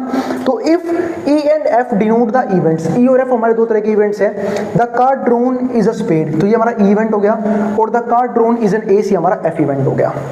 तो सबसे पहले मैं ई इवेंट के होने की प्रोबेबिलिटी निकाल लेता हूँ। तो भाई ई इवेंट का मतलब क्या था कि जो हमने कार्ड निकाला वो कैसा है, the card drawn is an spade. अब सबको पता होगा ताश के पत्तों में कितने स्पेड होते हैं, 13 स्पेड होते हैं। जिनको याद नहीं आ रहा फटाफट मैं याद दिलाता हूँ भाई, 52 कार्ड्स, ठीक है। जिनको पता है वो स्किप कर सकता है। 26 रेड और 26 ब्लैक, ये कुछ ऐसे नमूने होंगे ना जो वीडियो में आते हुए होंगे, लेकिन जिनको कार्ड की नॉलेज नहीं होगी। 26 रेड 26 ब्लैक। 26 रेड की अगर मैं बात करूं तो उसके 13 पार्ट हैं, 13 और 13, है ना। तो 13 हमारे पास क्या आता है, हमारे पास यहाँ पे रेड के 13 हैं, तो रेड के 13 में एक 13 तो हर्ट होंगे और 13 होंगे हमारे पास यहाँ पे डायमंड, ठीक है। और ब्लैक में भी पत्ते होते हैं, 13 हमारे पास कैसे होंगे, क्लब, और 13 कैसे होंगे हमारे पास स्पेड, ठीक है। और ये 13 पत्ते कुछ इस तरीके से होते हैं, एस मतलब ताश का तो 1 तो होता नहीं है, एस होता है 2 3 4 5 6 7 8 9 10 जैक क्वीन और किंग, क्वीन और किंग, ये 13 पत्ते होते हैं। और ध्यान रखना इन तीनों को हम क्या बोलते हैं, फेस कार्ड्स। इसलिए total number of face card कितने होते हैं, 12 फेस कार्ड। क्यों 12 होते हैं, क्योंकि 3 पत्ते इसके पास भी होंगे, यही 3 इसके पास भी होंगे, 3 इसके पास भी होंगे, यही 3 इसके पास भी होंगे, यानी कि 13 पत्ते ये होते हैं। और यही 13 पत्ते हर्ट में भी हैं, डायमंड में भी हैं, क्लब में भी है, स्पीड में भी है। तो अगर मैं यहाँ पे देखूं तो उसने बोला था कि इवेंट क्या है, card drawn is a spade. तो कार्ड कैसा ड्रॉ किया गया है, स्पेड ड्रॉ किया गया है। अगर कार्ड स्पेड है, ठीक है, तो स्पेड के कितने पत्ते होते हैं, स्पेड के 13 पत्ते होते हैं, ठीक है। तो इसकी प्रोबेबिलिटी क्या हो जाएगी, 13/52। और अगर मैं इसे काटूं तो 13 चौक 52 होता है, तो 1/4 इसका आंसर आएगा। यहाँ भी कोई दिक्कत नहीं है। अगर मैं बात करूँ एफ की, कि भाई एफ के होने की प्रोबेबिलिटी क्या होगी, तो एफ इवेंट क्या था, the card drawn is an S. जो कार्ड हमने ड्रॉ किया है वो क्या है, एस है, यानी कि इक्का है। अब एस कितने होते हैं, सबको पता है भाई, एस जो है वो 4 होता है टोटल मिला के, क्योंकि एक एस हर्ट के पास होगा, एक एस डायमंड के पास, एक एस क्लब के पास, एक एस स्पेड के पास। तो 4 पत्ते होते हैं, तो 4/52 यानी कि 1/13, ये आएगा पी एफ का आंसर। यहाँ पे कोई दिक्कत नहीं है कि भाई पीई और पीएफ तो हमारे पास आ चुका। अब मुझे निकालना क्या था, ये तो मैंने कैलकुलेट कर लिया। अब मुझे निकालना यहाँ पे क्या है, पहले निकालते हैं PE/F। PE/F निकाला मैंने, आप लोगों को समझा ही रखा है भाई। PE/F का मतलब क्या है, कंडीशनल प्रोबेबिलिटी निकाल रहा हूँ मैं। तो बात आप इंडिपेंडेंट इवेंट की कर रहे थे, समझाता हूँ क्या होगा यहाँ पे। अब PE/F का मतलब क्या है, ई इवेंट की प्रोबेबिलिटी जब F हो चुका है तो ऊपर तो क्या आएगा, PE/F, नीचे क्या आएगा, PF। अब दोनों का इंटरसेक्शन समझते हैं पहले तो। अगर मैं इंटरसेक्शन की बात करूं तो मेरे भाई पी इवेंट क्या था, the card drawn is in spade, की कार्ड स्पेड का है, और एफ इवेंट क्या था कि कार्ड एस है।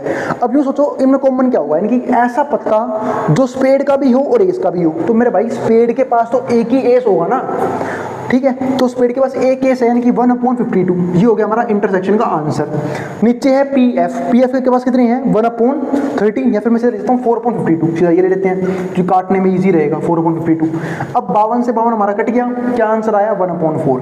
अब एक बात बताओ, क्या PE/F जो हमारा 1/4 आया है, क्या ये PE के बराबर ही नहीं है? आप बोलोगे बिल्कुल भैया PE के बराबर ही आया है। इसका मतलब मैं बात कर सकता हूँ कि जब हमने PE/F निकाला तो PE की प्रोबेबिलिटी अब भी 1/4 आई है, और PE की प्रोबेबिलिटी पहले भी 1/4 थी, यानी कि F के होने से, ठीक है, E को कोई फर्क नहीं पड़ा। इसी को बोलते हैं इंडिपेंडेंट इवेंट, कि F हुआ जरूर, हमने निकाले E इवेंट की प्रोबेबिलिटी जब F हो चुका है, लेकिन आया तो वही आंसर जो पहले आना था।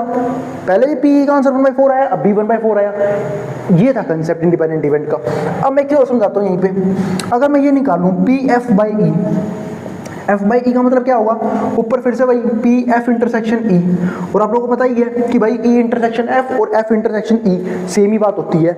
नीचे क्या आएगा हमारे पास, यहाँ पे इसमें नीचे आएगा PE, क्योंकि हम बात कर रहे हैं F/E का मतलब क्या होता है, F के होने की प्रोबेबिलिटी जब E ऑलरेडी हो चुका है, तो नीचे क्या आता है, जो इवेंट हो चुका है। अब दोनों का इंटरसेक्शन सेम ही रहेगा, तो इंटरसेक्शन तो वही रहेगा 1/52। PF कितना है, PF है 1/13 या फिर 4/52, सॉरी PE लिखना था ना, PE कितना है 13/52, 13/52 से करके कितना आया 1/13। अब बात बताओ PF/E जो 1/13 आया है, क्या ये PF के बराबर ही नहीं है? तो बिल्कुल PF के बराबर है, यानी कि F की प्रोबेबिलिटी जो पहले थी होने की वो भी अभी भी वही आई है, E के होने से कोई फर्क ही नहीं पड़ा। इसी चीज को बोलते हैं मेरे भाई इंडिपेंडेंट इवेंट। यही होता है इंडिपेंडेंट इवेंट, कि यहाँ पे F हुआ उससे कोई फर्क नहीं पड़ा E की प्रोबेबिलिटी पे, यहाँ पे E हुआ उससे कोई फर्क नहीं पड़ा F की प्रोबेबिलिटी पे, दोनों सेम आ रहे हैं फिर भी। तो ये होता है हमारा इंडिपेंडेंट इवेंट का कंसेप्ट। अब समझते हैं एक छोटा सा फॉर्मूला जो इंडिपेंडेंट इवेंट का है, उसके बाद हम बात करेंगे कुछ इंपॉर्टेंट सवालों की, वो हम करेंगे यहाँ पे। तो पहले एक सिंपल सा फॉर्मूला लिख लेते हैं, है ना, कि जो हमारा PE इंटरसेक्शन F होता है, आप E इंटरसेक्शन F बोल लो, E और F की जगह आप A और B भी ले सकते हो, जो आपकी मर्जी हो ले लेना।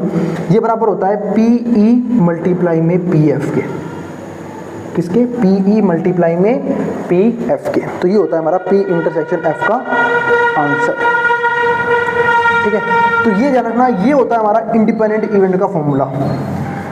और अगर E intersection F PE into PF के बराबर नहीं आ रहा है, इसका मतलब आप कहीं ना कहीं गलत कर रहे हो, ठीक है। अब बताइए फॉर्मूला बना कैसे, थोड़ा सा मैं आपको वही समझा देता हूँ। एक बार बताओ, PE/F का मतलब क्या था, पी ई बाई एफ का मतलब ये था कि ऊपर तो आएगा P E intersection F, conditional probability की बात कर रहा हूँ मैं यहाँ पे, और पी एफ। अब पी ई बाई एफ जो है, अगर मैं बात करूँ इंडिपेंडेंट की बात कर रहा हूँ मैं, तो पी ई बाई एफ तो यहाँ पे पी ई के बराबर ही आएगा। आएगा या नहीं आएगा? आएगा ही। क्यों? क्योंकि जब हम इंडिपेंडेंट इवेंट की बात कर रहे हैं तो एफ के होने से या ना होने से ई के ऊपर कोई फर्क नहीं पड़ता। तो एफ गया भाड़ में, पी ई हमारा आंसर बनेगा। अगर पी ई है तो ये बन गया हमारा पी ई इंटरसेक्शन एफ, और नीचे है पी एफ। ठीक है, अभी इसकी डिवाइड में नहीं, यहाँ पर किसमें आएगा? मल्टीप्लाई में। तो यहाँ से बना था वो फॉर्मूला जो मैंने आपके सामने भी लिखा है। ठीक है, ये बना है वो फॉर्मूला। ठीक है, तो मैंने आपको फॉर्मूले की एक्सप्लेनेशन भी दे दी कि कैसे कंडीशनल प्रोबेबिलिटी से ही इंडिपेंडेंट इवेंट का कंसेप्ट आया हुआ है। तो ये तो थी सिंपल सी बात किस चीज़ की? इंडिपेंडेंट इवेंट्स की। अब कंसेप्ट तो समझ लिया आप लोगों ने, कुछ क्वेश्चन करने ही बनते हैं, तो चलो कुछ क्वेश्चन करते हैं। पहले यहाँ तक का जिसको जो उतारना है उतार ले, और भाई अगर वीडियो पसंद आ रही है तो भाई वीडियो को लाइक किए बिना मत जाना, और चैनल को सब्सक्राइब भी कर देना। और कोई भी क्वेरी रह जाए तो आप कमेंट बॉक्स में कमेंट कर देना, मैं उस क्वेरी को सोल्व करने की पूरी कोशिश करूँगा। ठीक है, क्योंकि भाई बहुत मेहनत लग रही है और आपका सपोर्ट बहुत ज़रूरी है। ठीक है, और नोट्स वगैरह के लिए तो अभी नंबर पर व्हाट्सअप करके नोट्स भी ले सकते हैं। अब जिसको जो उतारना है पहले वो उतार ले, फिर देखते हैं क्वेश्चन को। चलो फिर अब आगे देखते हैं इंडिपेंडेंट इवेंट से कुछ क्वेश्चंस। अब इंडिपेंडेंट इवेंट कंसेप्ट आपको सिखा चुका हूँ, अब फटाफट कुछ क्वेश्चंस कर लेते हैं क्योंकि टॉपिक मैथ्स का है। फिर से वही बात, बिना क्वेश्चन प्रैक्टिस के मजा नहीं आएगा। तो क्वेश्चन नंबर 1 देखते हैं क्या बोला उसने। इफ पी ए 3/5 है, पी बी 1/5 है, फाइंड ए इंटरसेक्शन बी अगर ए और बी इंडिपेंडेंट इवेंट है। तो आप लोगों को याद दिला देता हूँ क्वेश्चन नंबर 1 का सोल्यूशन। अगर दो इवेंट इंडिपेंडेंट होते हैं तो पी ए इंटरसेक्शन बी किसके बराबर होता है? P A into P B के, है ना। तो बस सोल्व कर लो। पी ए कितना है दे रखा है उसने हमें 3/5, पी बी है बिल्कुल है 1/5, दोनों को मल्टीप्लाई करना है। तो ऊपर वाले के ऊपर वाले से मल्टीप्लाई, नीचे वाले के नीचे वाले से मल्टीप्लाई, 3 1 जा 3 हो जाएगा, 5 5 जा 25 हो जाएगा। बस आंसर, सवाल खत्म। पहला क्वेश्चन ढेर हो गया। क्वेश्चन नंबर 2 देखते हैं, थोड़ा सा इंपॉर्टेंट क्वेश्चन। उसने बोला है 2 cards are drawn at random and without replacement. पहले आपको समझा देता हूँ विद रिप्लेसमेंट और विदाउट रिप्लेसमेंट का मतलब क्या होता है। ठीक है, तो देखो पता है क्या होता है। जैसे मान चलो मैंने एक डिब्बे में बहुत सारे ब्लैक और ब्लू मार्कर रख दिए, है ना। मार्कर देख के एग्जांपल याद आ गया। ठीक है, मार्कर रख दिए। अब मैंने किसी मार्कर उठाया, उसका कलर देखा, वापस रख दिया। इसको बोलते हैं विद रिप्लेसमेंट का सवाल। ठीक है, लेकिन मैंने एक मार्कर उठाया, मुझे पसंद आ गया, मैंने उसे गोद में डाल लिया, है ना, मतलब अपनी जेब में डाल लिया, हो गया काम। फिर मैंने दूसरा मार्कर निकाला, उसको बोलते हैं विदाउट रिप्लेसमेंट का क्वेश्चन, है ना। दोनों में फर्क होता है, दोनों बातों में। अब यही क्वेश्चन जो है वो विदाउट रिप्लेसमेंट का है। तो 2 cards are drawn at random, 2 cards जो है हमने ड्रॉ करे at randomly and without replacement from a pack of 52 cards. Find the probability that both cards are black, दोनों कार्ड ब्लैक है। तो पहले आपको पता होना चाहिए कि कार्ड्स में ब्लैक कितने होते हैं। अब आप बोलोगे 26 ब्लैक कार्ड्स होते हैं। तो जो पहला ब्लैक कार्ड आएगा वो किस में से आएगा? 26 में से। तो 26/52 की प्रोबेबिलिटी के साथ। अब ये क्वेश्चन किसका है? विदाउट रिप्लेसमेंट का। और हमें 2 कार्ड निकालने हैं और दोनों ही ब्लैक हैं। ठीक है, तो पहला कार्ड आया 26/52 की प्रोबेबिलिटी के साथ। ठीक है, दूसरा कार्ड क्या आएगा? अब मैं एक कार्ड तो निकाल के जेब में डाल चुका हूँ। अब कार्ड कितने बचे हैं? 51, है ना। एक कार्ड निकाला मैंने, अब तो 51 कार्ड बच गए। और ब्लैक का एक पत्ता भी कम हो चुका है। क्यों? क्योंकि मैंने एक पत्ता तो निकाला था वही ब्लैक का था। तो अब जो अगला पत्ता आएगा ब्लैक का वो आएगा 25/51 की प्रोबेबिलिटी के साथ। क्यों? क्योंकि मैं एक ब्लैक कार्ड ऑलरेडी निकाल चुका हूं। इसको अगर मैं कंडीशनल प्रोबेबिलिटी के अकॉर्डिंग सोचूं तो कुछ ऐसे बनेगा कि पहले हमने एक ब्लैक कार्ड निकाला पीबी। ठीक है, अब हम फिर क्या करेंगे? हम फिर एक ब्लैक कार्ड निकालेंगे जब हमने एक पत्ता, मतलब जब इसको इवन मान लेते हैं, इवन इवेंट हो चुका है, मतलब एक ब्लैक पत्ता ऑलरेडी निकाल चुका हूं। ठीक है, तो इसको आप ऐसे भी समझ सकते हो। ठीक है, तो ये चीज़ हो गई। ठीक है, या फिर इससे करने का एक तरीका और होता है, पर ध्यान रखना वो सिर्फ लगेगा विदाउट रिप्लेसमेंट के केस में, कि भाई टोटल 26 कार्ड होते हैं, मैंने 26 में से 2 कार्ड निकाल लिए, यानी कि 26C2। ठीक है, जिन बच्चों ने परमुटेशन कॉम्बिनेशन पढ़ा हुआ है 11th क्लास की मैथ्स में, उन्हें टॉपिक अच्छे समझ में आ गया होगा।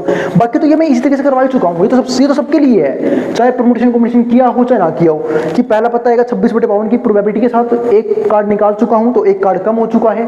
ठीक है, अब ब्लैक कार्ड 25 बचे तो दूसरा आएगा 25/51 की प्रोबेबिलिटी के साथ। कि सोल्व कर लेना, सोल्व कर दो क्या, ये 1/2 26/52, तो ये बनेगा आपका 25/102। ठीक है, ये इसका आंसर हो जाएगा, यानी कि ऊपर वाले से मल्टीप्लाई, नीचे वाले से मल्टीप्लाई। अब कॉम्बिनेशन क्या बोलता है कि 26C2, यानी कि 26 में से 2 पत्ते आए हैं और 52 में से भी 2 ही पत्ते निकाले गए हैं, तो 52C2। इसको सोल्व करना है तो आपको NCR यानी कि कॉम्बिनेशन सोल्व करना आना चाहिए। NCR का जो फॉर्मूला होता है वो ये होता है, n फैक्टोरियल ऊपर आएगा n माइनस आर फैक्टोरियल और नीचे आएगा r फैक्टोरियल। अब कई बच्चों को ये भैया ये क्या बोल दिया अपने फैक्टोरियल, ये कौन सा सिंबल है? अरे फैक्टोरियल का सिंबल मतलब होता है किसी भी चीज़ को 1 तक मल्टीप्लाई करना। फॉर एग्जांपल कहीं पे लिखा हुआ है 5 फैक्टोरियल, तो 5 फैक्टोरियल का मतलब होता है कि 5 into 4 into 3 into 2 into 1। 10 factorial का मतलब भी सेम होता है, 10 इंटू 9 इंटू 8 इंटू 1 तक लेके जाना है इसे मल्टीप्लाई करते वक्त, तो ये होता है 10 फैक्टोरियल। तो फैक्टोरियल यूँ सोल्व होते हैं कभी भी। अगर मैं ये वाले सोल्व करूँगा तो ऊपर क्या आएगा 26 फैक्टोरियल, नीचे आएगा 26 में से 2 गया 24 फैक्टोरियल और 2 फैक्टोरियल भी आएगा, तो 2 फैक्टोरियल। सेम ऐसे ही जब इसको सोल्व करूँगा तो 52 फैक्टोरियल, 52 में से 2 गए 50 फैक्टोरियल और 2 फैक्टोरियल, 2 से 2 सीधा कट गया। अब एक काम करो 26 को खोल लो, 26 कैसे खोलेगा? 26 इंटू 25 और इंटू 24 फैक्टोरियल। इसको पूरा मत खोल लो, 24 तक ही रोक दो। क्यों रोक दो? क्योंकि नीचे मेरे को दिख रहा है कि 24 फैक्टोरियल मौजूद है कटने के लिए, तो इसे काटूंगा ना भाई। ऐसे ही 52 को खोलो, 52 इंटू 51 इंटू 50 फैक्टोरियल तक, बस। क्योंकि नीचे फिर से एक 50 मौजूद है कटने के लिए, इससे कट गया। ठीक है, 24 कट गया। ठीक है, 26 दूनी 52, तो ऊपर रह गया 25, नीचे आ गया 50, 1 2 जा 102, बस ये आंसर आ गया। खत्म क्वेश्चन, सवाल ढेर हो गया। क्वेश्चन नंबर 2 खत्म हो गया। क्वेश्चन नंबर 3 की बात कर लेते हैं अब। क्वेश्चन नंबर 3 की जब हम बात करेंगे, उसने बोला है a fair coin and an unbiased die are tossed. एक फेयर कॉइन उछाला है और एक अनबाइस्ड डाई जो हमने वो क्या किया है, टोस्ट किया है। ठीक है, let A be the event head appears on the coin. अब एक बात समझना, अगर एक फेयर सिक्का एक डाई के साथ उछाला है तो क्या क्या सैंपल स्पेस बन सकते हैं, थोड़ा ध्यान समझना। सिक्के पे क्या आ सकता है? अब 1 2 3 तो आएगा नहीं, या तो हेड आएगा या टेल आएगा।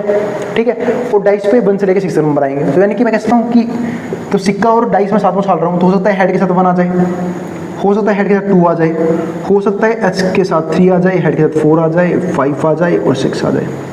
हो ये भी सकता है कि भाई टेल के साथ 1 आ जाए, टेल के साथ 2 आ जाए, टेल के साथ 3 आ जाए, टेल के साथ 4 आ जाए, टेल के साथ 5 आ जाए और टेल के साथ 6 आ जाए। इसके अलावा कोई सैंपल स्पेस बनेगा क्या? बिल्कुल नहीं बनेगा।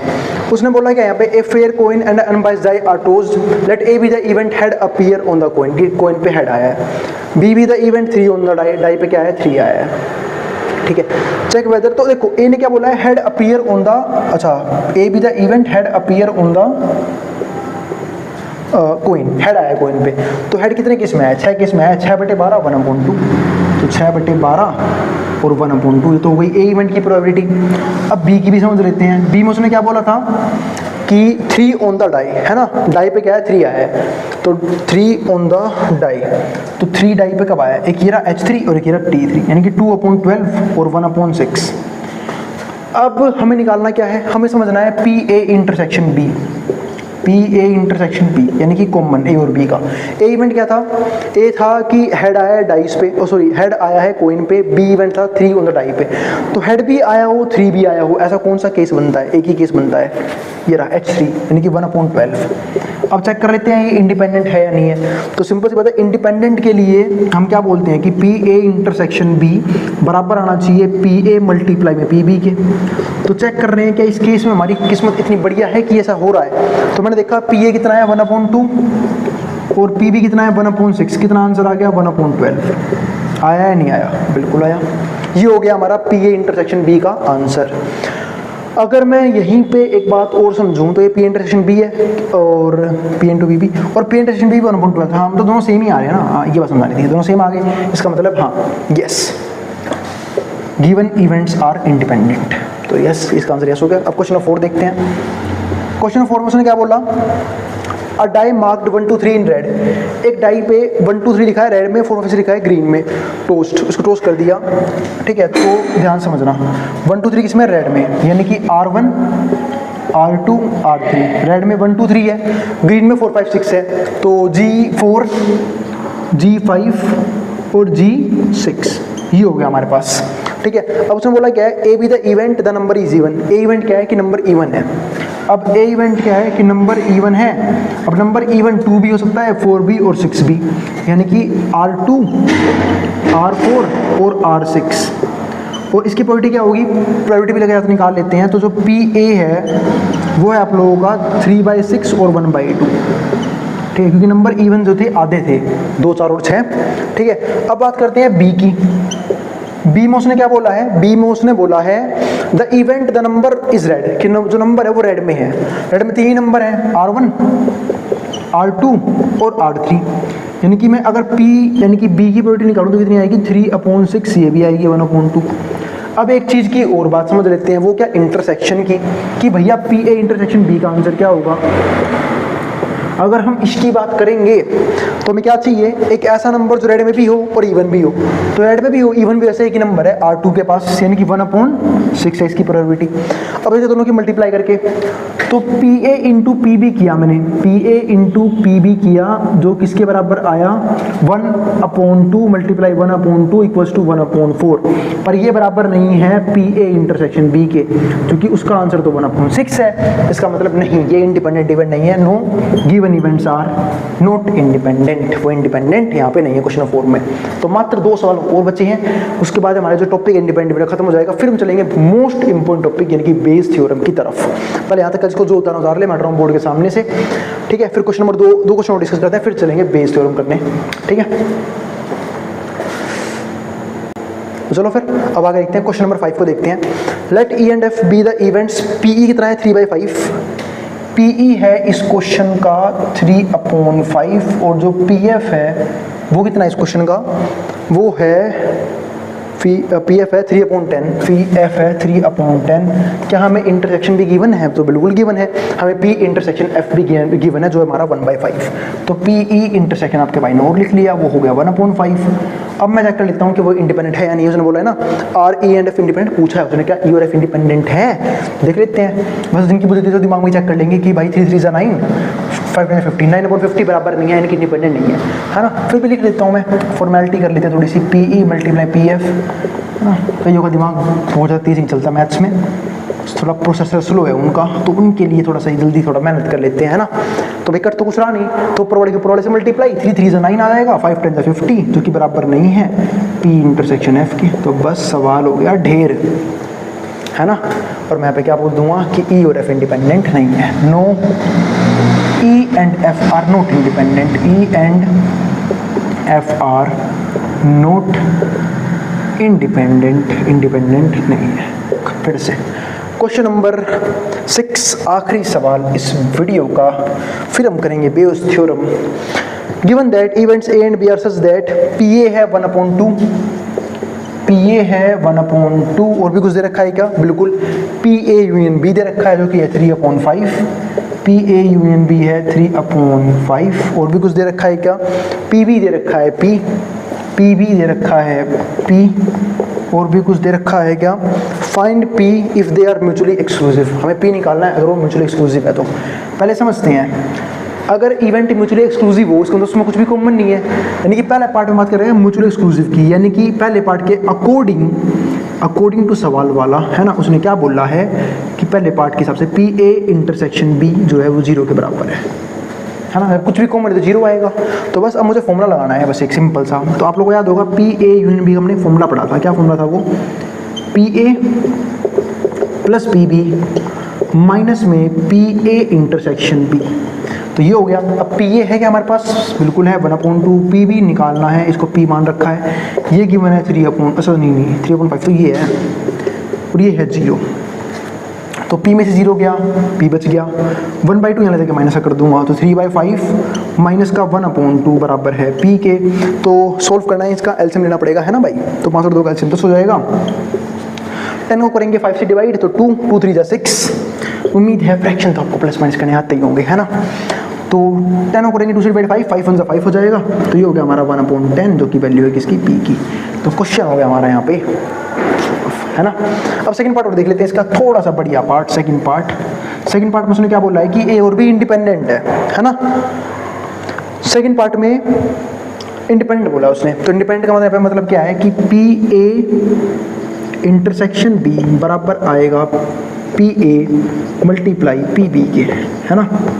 तो देखते हैं पहले PA गिवन है क्या हमें, तो PA दे रखा है 1/2, और ये PA भाई पर्सनल असिस्टेंट नहीं है 1/2, और PB कितना है, P दे रखा है ये। तो मैं कह सकता हूँ कि PA इंटरसेक्शन B यहाँ से जो हमने सोल्व किया वो आया P/2, है ना। अब जो हमारे पास है क्वेश्चन कि PA यूनियन B, वो तो बराबर होता है PA प्लस PB माइनस में PA इंटरसेक्शन B। यहाँ भी कोई दिक्कत नहीं होगी किसी को। अब पी ए यूनियन बी कितना दे रखा है, कितना दे रखा है, दे रखा है क्या 3/5 दे रखा है।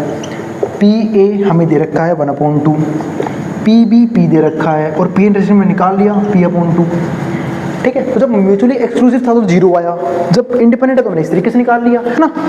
तो बस p में से गया p/2 तो क्या बचेगा, अरे भाई p में से गया p/2 यानी कि p पूरे पूरा p और p/2 है आधा p, तो पूरे p में से आधा p, आधा p बच जाएगा है ना, p/2 बचेगा। और यहाँ पे क्या है 3/5, 1/2 यहाँ का माइनस हो जाएगा, 3/5 माइनस का 1/2, यहाँ पे है p/2।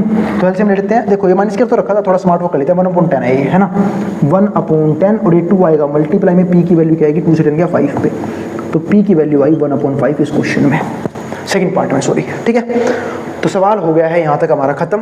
इंडिपेंडेंट इवेंट मैंने अच्छे से फिनिश कर लिया है वीडियो को। और आज हम बात करेंगे लेसन नंबर 5 यानी कंडीशनल प्रोबेबिलिटी के most important concept based theorem की। तो चलो शुरू करते हैं आज की वीडियो को। और इस कंप्लीट सीरीज के नोट्स भी प्रिपेयर हो चुके हैं with important question answer PDF. जिन बच्चों को नोट्स परचेज करने हैं वो इस नंबर पर जाए 9667836336 हमें व्हाट्सअप करके ले सकते हैं। अब हम चालू करते हैं आज का कंसेप्ट। जो हम बात कर रहे हैं वो है बेस्ड थ्योरम। तो बेस्ड थ्योरम जो है ना उसको थोड़ा समझ लेते हैं। देखो होता क्या है, मैं एक सिंपल एग्जांपल देता हूँ। जैसे चलो 2 बैग दे दिए उसने, एक बैग फर्स्ट और एक बैग सेकंड, दोनों में कुछ लाल और कुछ सफेद बॉल है, लाल या फिर काली बॉल है दोनों बैग्स में। आपने जो ना रैंडमली यानी कि आंख बंद करके एक बैग को चूज कर लिया, उसमें से एक बॉल निकाल ली, आपको बता देगा बॉल किस कलर की है, बॉल रेड कलर की है या फिर बॉल ब्लैक कलर की। आपको इस बात की प्रोबेबिलिटी निकालनी है कि वो बैग फर्स्ट में से आई है या फिर वो बैग सेकंड में से आई है। ठीक है, तो क्वेश्चन कैसे आएंगे वो समझते हैं। जब भी समझ लो कुछ पैराग्राफ के फॉर्म में क्वेश्चन होना इतना बड़ा प्रोबेबिलिटी का, तो समझ जाओ क्वेश्चन प्रोबेबिलिटी का है, वो भी बेस थ्योरम से आया हुआ क्वेश्चन है। क्योंकि जनरली जो बेस थ्योरम है ना उसके क्वेश्चन अलग सी तरह जाती हैं, क्योंकि क्वेश्चन की स्टेटमेंट ही एक पैराग्राफ की फॉर्म में होती है ऑलमोस्ट। तो आपको दिख भी रही होगा कि 2 क्वेश्चनों में। पहले समझते हैं फर्स्ट क्वेश्चन। अब उसने देखो फर्स्ट क्वेश्चन में बोला क्या है, उसने बोला है bag first contains 3 red ball 4 black ball. एक 2 बैग है यहाँ पे, एक बैग फर्स्ट है, तो बैग फर्स्ट बना लेते हैं। एक हमने जोड़ा बना लिया बैग फर्स्ट, इसमें 3 लाल बॉल है और 4 काली बॉल है, इसका नाम है बैग फर्स्ट, बैग फर्स्ट। दूसरा हमारा क्या है बैग सेकंड, ये हमारा बैग सेकंड है एक। ठीक है, अब इसमें क्या है, इसमें है हमारे पास 5 रेड बॉल और 6 ब्लैक बॉल, यानी कि 5 रेड बॉल और 6 ब्लैक बॉल, इसका नाम क्या है बैग सेकंड। अब उसने यहाँ पे बोलना क्या है हमसे, 1 ball is drawn at random from one of the bag. हमने रैंडमली इन दोनों में से एक बैग से बॉल निकाल ली। ठीक है, from 1 bag and the it is found to be red. बताते सुने कि वो बॉल लाल कलर की है। फाइंड द, इसका मतलब क्या है, ये क्या हो गया गिवन इवेंट, जो में गिवन दे रखा है कि वो बॉल लाल कलर की है। फाइंड द प्रोबेबिलिटी दैट कि it was drawn from bag second, कि वो बैग सेकंड में से आया है। अब एक चीज मैं ना आपको स्टेटमेंट बनवाता चला दूंगा इस क्वेश्चन का, कि आपको इस प्रकार के किसी भी क्वेश्चन में दिक्कत ना आए। तो उसने क्या बोला है कि वो बॉल जो है आपको इस बात की प्रोबेबिलिटी निकालनी है कि जो बॉल है वो बैग फर्स्ट से निकाली गई है। तो आप इसी को इवन मान लोगे, क्या मान लोगे, इवन मान लोगे आंख बंद करके। तो let even be the event ball drawn from bag second. मतलब जिस चीज की प्रोबेबिलिटी हमें निकालनी है उसको हम हमेशा इवन मान लेंगे। E2 इसका उल्टा, कि भाई ना जी ना, जो बॉल आई है वो सेकंड बैग से नहीं आई, फर्स्ट बैग से आई है। तो E2 B the event ball drawn from bag first, की बैग फर्स्ट से आई है। अब दोनों की प्रोबेबिलिटी मेजर कर लेते हैं भाई। अगर P की बात करूं, यानी कि हमने रैंडमली एक बैग चूज किया है ना, बैग 2 ही थे, तो इवेंट की प्रोबेबिलिटी 1.2 है, क्योंकि भाई बैग तो 2 ही हैं और 2 में से मैंने एक बैग चूज किया तो उसकी प्रोबेबिलिटी 1.2 ही तो होगी। और अगर E2 की बात करूं, E2 में मैंने बैग फर्स्ट चूज किया तो उसकी प्रोबेबिलिटी 1.2 है। और एक चीज और बताऊं, पहला हिंट, क्वेश्चन आपका यहीं पे चेक हो जाएगा। अगर यहाँ पे जो आप मान रहे हो ना E1 E2 होता है E3 माने, अगर ये क्वेश्चन मानेंगे हम, ठीक है, उनकी जो प्रोबेबिलिटी है ना वो 1 अपॉन उनकी प्रोबेबिलिटी का सम जो है ना वो 1 आना चाहिए। अगर 1 नहीं आ रहा इसका मतलब क्या है कि आप यहीं पे रुक जाओ, आपका क्वेश्चन यहीं पे गलत हो गया है। हमेशा बनाएगा, जैसे यहाँ पे देखो 1/2 ऐड करूंगा तो 2/2 1 आ जाएगा। ठीक है, अब लिखो गिवन इवेंट। अब लेट करो गिवन इवेंट, तो let R be the event red ball is drawn. अभी अपने हिसाब से मान लेना, R मान लो, K मान लो, मैंने R से मान लिया कि रेड बॉल ड्रॉन की है। तो let R be the event red ball is drawn, की लाल बॉल जो है वो निकाली गई है। अब समझते हैं आगे का कंसेप्ट। ठीक है।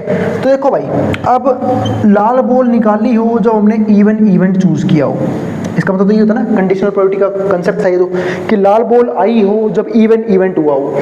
तो लाल बॉल आई हो और इवन इवेंट में बैग सेकंड चूज किया था, तो बैग सेकंड में से लाल बॉल चूज करूंगा, तो यानी कि 5 ही लाल बॉल है, तो 5 टोटल में 11, 5/11 इसका बनेगा। अब लाल बॉल आई हो जब E2 इवेंट हुआ हो भाई, और E2 इवेंट में तो हमने बैग फर्स्ट चूज किया था, बैग फर्स्ट में तो भाई 3 ही लाल बॉल है, तो 3/7, यहाँ भी किसी दिक्कत नहीं होनी चाहिए। ठीक है, अब हमें निकालना क्या है फाइनली। अब मैं आपको बेस थ्योरम का फॉर्मूला बनाना सिखा रहा हूं, तो ये समझ लेना, ठीक है, कि बेस थ्योरम का फॉर्मूला बनता कैसे है। रटने से अच्छा है बनाना सीख लो, हर एक क्वेश्चन में काम आएगा। बेस थ्योरम का फॉर्मूला बनता कैसे है, अब मैं समझा रहा हूँ। हमें निकालना क्या था, हमें निकालना था ये, हमें हमेशा यही निकालना होगा, हमें निकालना था P इवन यानी कि अगर आप मेरे तरीके से क्वेश्चन कर रहे हो तो आपको हमेशा इवन ही लिखने को मिलेगा यहाँ पे, और यहाँ पे लिखोगे जो इवेंट हो चुका है यानी कि R। ठीक है, आपको ये निकालना है।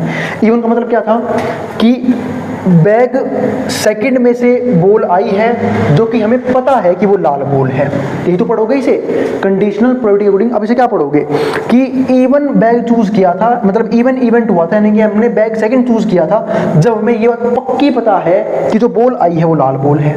उसको ऐसे लिखोगे इवन अपॉन आर, क्योंकि मैंने आपको हमेशा ही समझाया कि हम इवन मानेंगे ही उसे जिसकी प्रोबेबिलिटी में निकालनी है, और यहाँ पे हमेशा क्या आएगा, वो गिवन इवेंट जो हुआ है। ठीक है, और बॉल क्या आई थी, लाल आई थी, वो गिवन इवेंट था, तो आप हमेशा ऐसे मानोगे। इसका फॉर्मूला कैसे बनेगा, अब P इवन है तो जो इवन है उसको ऐसे लिख लो P इवन, मल्टीप्लाई में इसका उल्टा कर लो यहाँ पे P R बाई इवन, यहाँ पे दिक्कत नहीं है।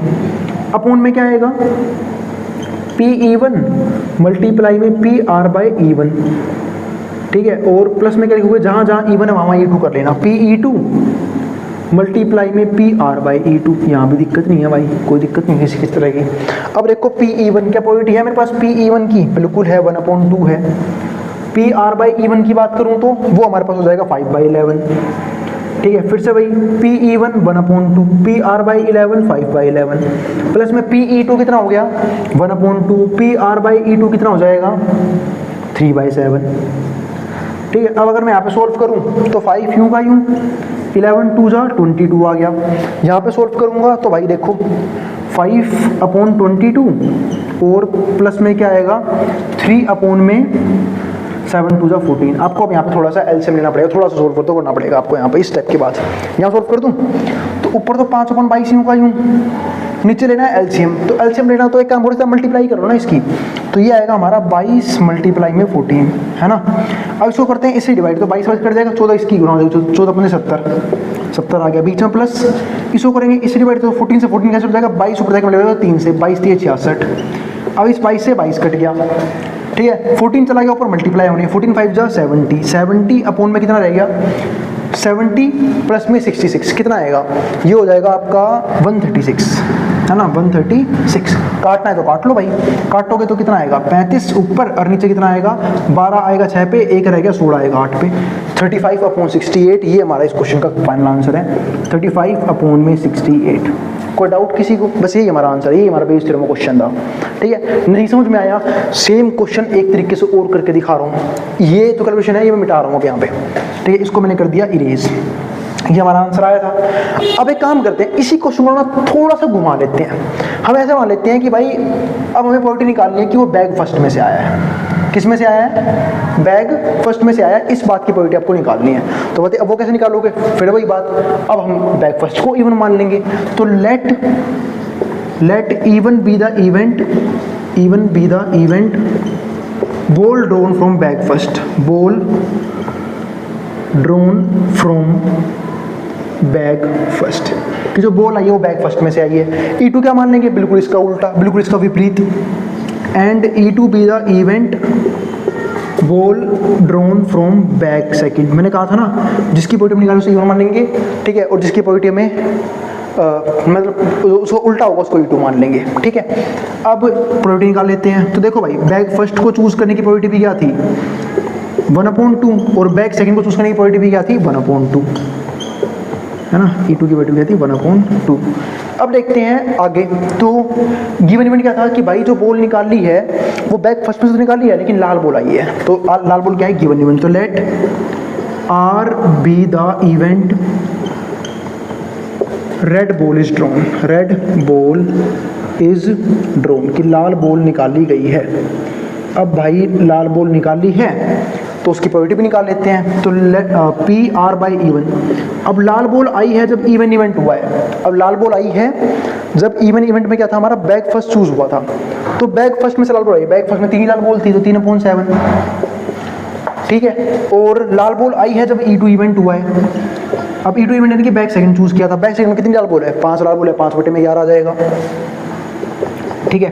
अब फिर से भाई बेस थ्योरम बनाना है, फॉर्मूला बनाना है बेस थ्योरम का। तो बेस थ्योरम फॉर्मूला क्या होगा, P E1/R। इवन क्यों, क्योंकि हमें निकालना है कि जो लाल बॉल आई है वो तो पता है वो आई है, वो बैक फर्स्ट में से आई है, इस बात की प्रोबेबिलिटी क्या है।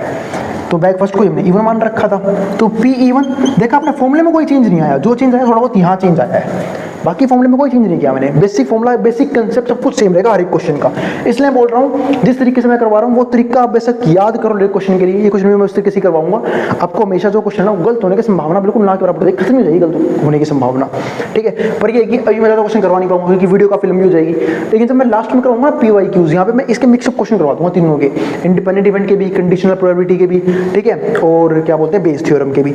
तो P1 आ गया, और अगर और क्वेश्चन की डिमांड हो आप कमेंट कर देना, ठीक है, तो मौका मिलेगा और क्वेश्चन कर लेंगे। P E1 मल्टीप्लाई में PR बाई E1, मतलब पहले P E1 लिख लो फिर इसका उल्टा कर दो, फिर यहाँ पे P E1 और पहले तो सेम टू सेम लिख लो PR बाई E1, फिर बीच में प्लस जहाँ जहाँ E1 है वहाँ पे E2 करके लिख लो, तो P E2 मल्टीप्लाई में PR by E2, PR by E2, ठीक है। अब देखो P E1 कितना है, P E1 है हमारे पास 1/2, और PR बाई E1 की बात करेंगे तो वो आएगा 3/7, है ना।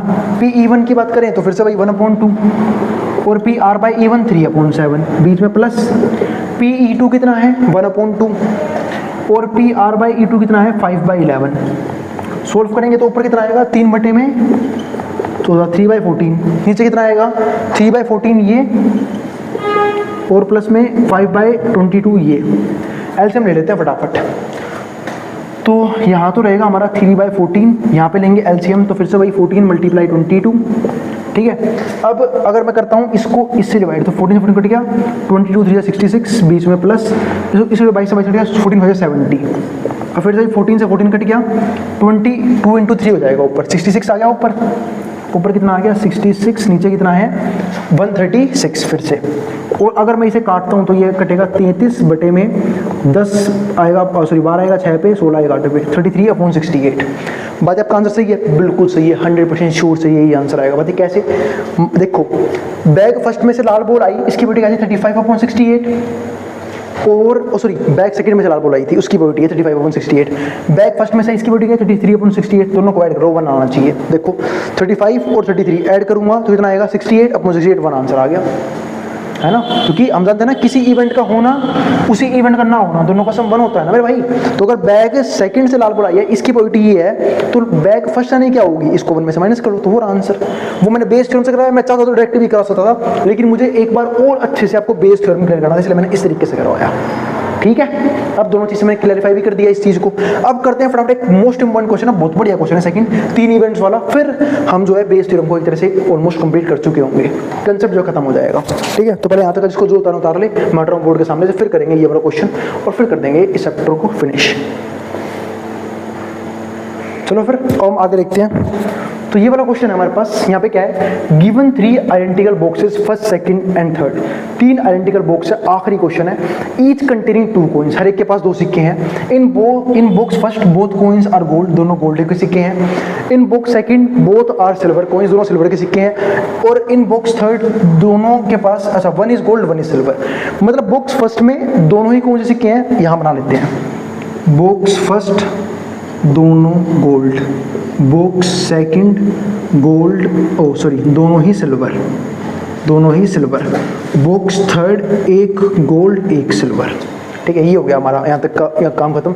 अब person chooses a box at random, अब एक पर्सन ने फिर से एक बॉक्स को इनमें से आंख बंद करके चूज कर लिया, ठीक है। ये हमारा बॉक्स फर्स्ट है, ये हमारा सेकंड है, ये हमारा थर्ड है। And takes out a coin, और एक सिक्का निकाल लिया। If the coins of gold, पता लग गया भाई वो सिक्का किसका है, गोल्ड का है, वो सिक्का गोल्ड का है। What is the probability that other coin is also gold, हमें इस बात की प्रोबेबिलिटी निकालनी है दूसरा सिक्का है उसका वो भी क्या था, गोल्ड था। तो अगर आप, मैं आपको यहाँ पे से ना एक बहुत अच्छी बात समझाना चाहूंगा, वो समझ लेना, बस क्वेश्चन समझ में आ जाएगा आपको पूरा। उसने बोला कि 3 बॉक्स में से एक पर्सन ने एक बॉक्स को रैंडमली चूज कर लिया और वो जो सिक्का था उसने निकाला वो गोल्ड का था। हमें इस बात की प्रोबेबिलिटी बतानी है कि वो सिक्का जो दूसरा सिक्का है वो भी किसका है, गोल्ड का है। इसका मतलब उसने बैग फर्स्ट चूज किया हुआ, ये मान लेना बस। क्यों मान लेना ये, क्योंकि मेरे भाई अगर एक सिक्का निकाला वो गोल्ड आया, ये तो उसने पक्का बता दिया। और उसने पूछा है इस बात की प्रोबेबिलिटी बता कि उसने दूसरा सिक्का बचाया वो भी गोल्ड का है। इसका मतलब उसने कौन सा बैग चूज किया होगा, वो कौन से बैग चूज करवाना चाह रहा है, वो बैग फर्स्ट। क्योंकि बैग फर्स्ट ही ऐसा है जहाँ पे दोनों सिक्के गोल्ड के हैं कि अगर पहला गोल्ड भी आ जाए तो दूसरा सिक्का भी क्या होगा, गोल्ड का बच जाएगा। वो इस बैग को चूज करने की प्रोबेबिलिटी पूछना चाह रहा है। ये बात काफी इंपॉर्टेंट थी इस क्वेश्चन की, समझना कि उसने ये बोला है, देखो मैंने लिख भी दिया नोट के अंदर, probability that other coin is box is also gold, probability that gold coin is drawn from box first. इसका मतलब उसने बॉक्स फर्स्ट चूज किया, इस बात की प्रोबेबिलिटी पूछ रहा है हमसे वो, तो बस इसे क्या मान लेंगे, इवन मान लेंगे। तो let E one be the event, ठीक है, क्या कि जो बॉक्स चूज हुआ है वो क्या हुआ है, box first. Coin drawn from box first. अब बॉक्स फर्स्ट मान लिया, E2 E3 बिल्कुल इसके उल्टे मान लो, तो E2 बी द इवेंट क्या हो जाएगा, E2 B the event coin drawn from box second. E3 क्या हो जाएगा, box third. E3 B the event coin drawn from box third. ठीक है, अब तीनों की प्रोबेबिलिटी निकाल लेते हैं बारी बारी। तो भाई सबको चूज करने की प्रोबेबिलिटी तो सेम ही रहेगी, आइडेंटिकल बॉक्सेस हैं, तो E1 चूज होगा 1/3, E2 चूज होगा वो भी 1/3 और E3 चूज होगा वो भी 1/3। और मैंने कहा था क्वेश्चन आप ये पे चेक कर सकते हो, तीनों को सम करके देख लो, अगर 1 आ रहा है तो ठीक है, नहीं आ रहा तो गलत कर रहे हो। सम करूंगा तो 1 + 1 2 + 1 3, 3/3 1 आंसर आ रहा है, इसका मतलब सही है यहाँ तक। तो अब गिवन इवेंट क्या था कि जो कोइन हमने निकाला है वो गोल्ड का है, तो let G be the event of gold coin is drawn, कि जो सिक्का निकाला है वो किसका है, गोल्ड का है। ठीक है, अब समझते हैं, अब गोल्ड का सिक्का निकाला है जब इवन इवेंट हुआ है, तो भाई गोल्ड का सिक्का निकाला है जब इवन इवेंट, यानी कि हमने बॉक्स फर्स्ट को चूज किया है। अब बॉक्स फर्स्ट में तो थे ही गोल्ड के सिक्के, सिर्फ देखो ये सिर्फ थे ही गोल्ड के सिक्के, तो इसकी प्रोबेबिलिटी हो जाएगी 1, कि गोल्ड ही आएगा, कुछ हो नहीं सकता, श्योर है, पूरी श्योरिटी है यहाँ पे। ठीक है, अब सेकंड देखो, सेकंड में क्या होगा, G/में E2, कि भाई गोल्ड का सिक्का निकाला है अगर E2 इवेंट हुआ है, E2 यानी कि बॉक्स 2 चूज किया है, बॉक्स 2 तो गोल्ड का सिक्का ही नहीं है, तो आने का सवाल ही पैदा नहीं होता गोल्ड का सिक्का, तो 0 होगी प्रोबेबिलिटी कि आ ही नहीं सकता, इम्पॉसिबल इवेंट है। ठीक है, गोल्ड का सिक्का आया हो और जब E3 इवेंट हुआ हो, अब E3 में एक सिक्का गोल्ड का एक सिल्वर का है, तो 1/2 होगी प्रोबेबिलिटी, 1/2। अब हमें निकालना क्या है, P(E1/G), इसका मतलब क्या है कि हमें निकालना इस बात की प्रोबेबिलिटी है, हमने बैग यानी कि बॉक्स फर्स्ट चूज किया था जब ये बात पक्की पता है कि जो सिक्का निकाला गया है वो गोल्ड का सिक्का है, इसकी प्रोबेबिलिटी में निकालनी है। तो P(E1), इसको सॉल्व करते हैं ना, P(E1) मल्टीप्लाई में P(G/E1), क्यों सॉल्व होता है, नीचे क्या आएगा, फिर से वही P(E1) मल्टीप्लाई में P(G/E1), ठीक है, फिर बीच में प्लस, जहाँ जहाँ E1 है वहाँ पे E2 कर दो, P(E2), ठीक है, मल्टीप्लाई में P(G/E2), ठीक है, बीच में प्लस P, जहाँ जहाँ E2 है वहाँ पे E3 कर लो, P(E3) मल्टीप्लाई में P(G/E3), ठीक है, अब बस वैल्यू पुट करने आपका आंसर आ जाएगा। P(E1) कितना है देखो फटाफट, P(E1) की बात करूँ तो 1/3, तो 1/3 मल्टीप्लाई में P(G/E1) कितना है 1, तो ऊपर तो ये आ गया, फिर नीचे P(E1) 1/3 और P(G/E1), और P(E2) कितना है 1/3 और P(G/E2) कितना है 0, प्लस में P(E3) कितना है, P(E3) है 1/3, और अगर P(G/E3) की बात करूँ तो कितना है 1/2। सोल्व कर लेते हैं फटाफट, तो ऊपर क्या आएगा 1/3, नीचे क्या आएगा, यहाँ पे 1/3 × 1 कितना हो गया 1/3, ये हो गया हमारा 0, ये हो गया हमारा 1/6, एलसीएम ले लेते हैं इसका, तो 1/3 तो है ही जो है, इन दोनों का एलसीएम लूंगा, तीनों का एलसीएम कितना होता है 6 होता है ना। 6 को करेंगे 3 से डिवाइड, 2 पे करेंगे 2 × 1 2 हो गया, ठीक है। 6 को करेंगे 6 से डिवाइड तो 1 1 × 1 हो गया, तो 3 से 6 गया 2 पे, 2 ऊपर चला जाएगा, तो 2 ऊपर चला गया, 2 + 1 3, 2/3 हमारा आंसर आ गया। तो ये हो गया हमारा यहाँ पे सवाल खत्म, यानी कि वो जो गोल्ड कॉइन आया है वो बैग फर्स्ट में से ही आया है, इस बात की प्रोबेबिलिटी कितनी है 2/3 है, ठीक है। तो उम्मीद है आप लोगों को बेस थ्योरम का कंसेप्ट जो है समझ में आ चुका है। तो ऑलमोस्ट लेसन नंबर 5 का जो मेन टॉपिक था ना वो मैंने इस वीडियो में फिनिश कर दिया है, कंडीशनल प्रोबेबिलिटी का, ठीक है। चाहे वो कंडीशनल प्रोबेबिलिटी खुद हो, चाहे वो इंडिपेंडेंट इवेंट हो, चाहे वो बेस थ्योरम है, ठीक है। अब जो कुछ छोटे मोटे टॉपिक बच गए हैं, और मैं एक और वीडियो बनाऊंगा जो काफ़ी लेंथी होगी, जहाँ पे हम कम से कम 12 से 15 क्वेश्चन करेंगे, जहाँ पे हम मिक्सअप क्वेश्चन करेंगे इंडिपेंडेंट इवेंट के भी, बेस थ्योरम के भी और कंडीशनल प्रोबेबिलिटी के भी। तो अगर वीडियो पसंद आए तो वीडियो लाइक करना मत जाना, और चैनल को सब्सक्राइब भी कर देना ऐसे वीडियोस के लिए, और उन बच्चों में शेयर भी कर देना जिन बच्चों का एग्जाम होने वाला हो सेम सब्जेक्ट का। अब जिसको जो उतार सकता है मैं बोर्ड के सामने से।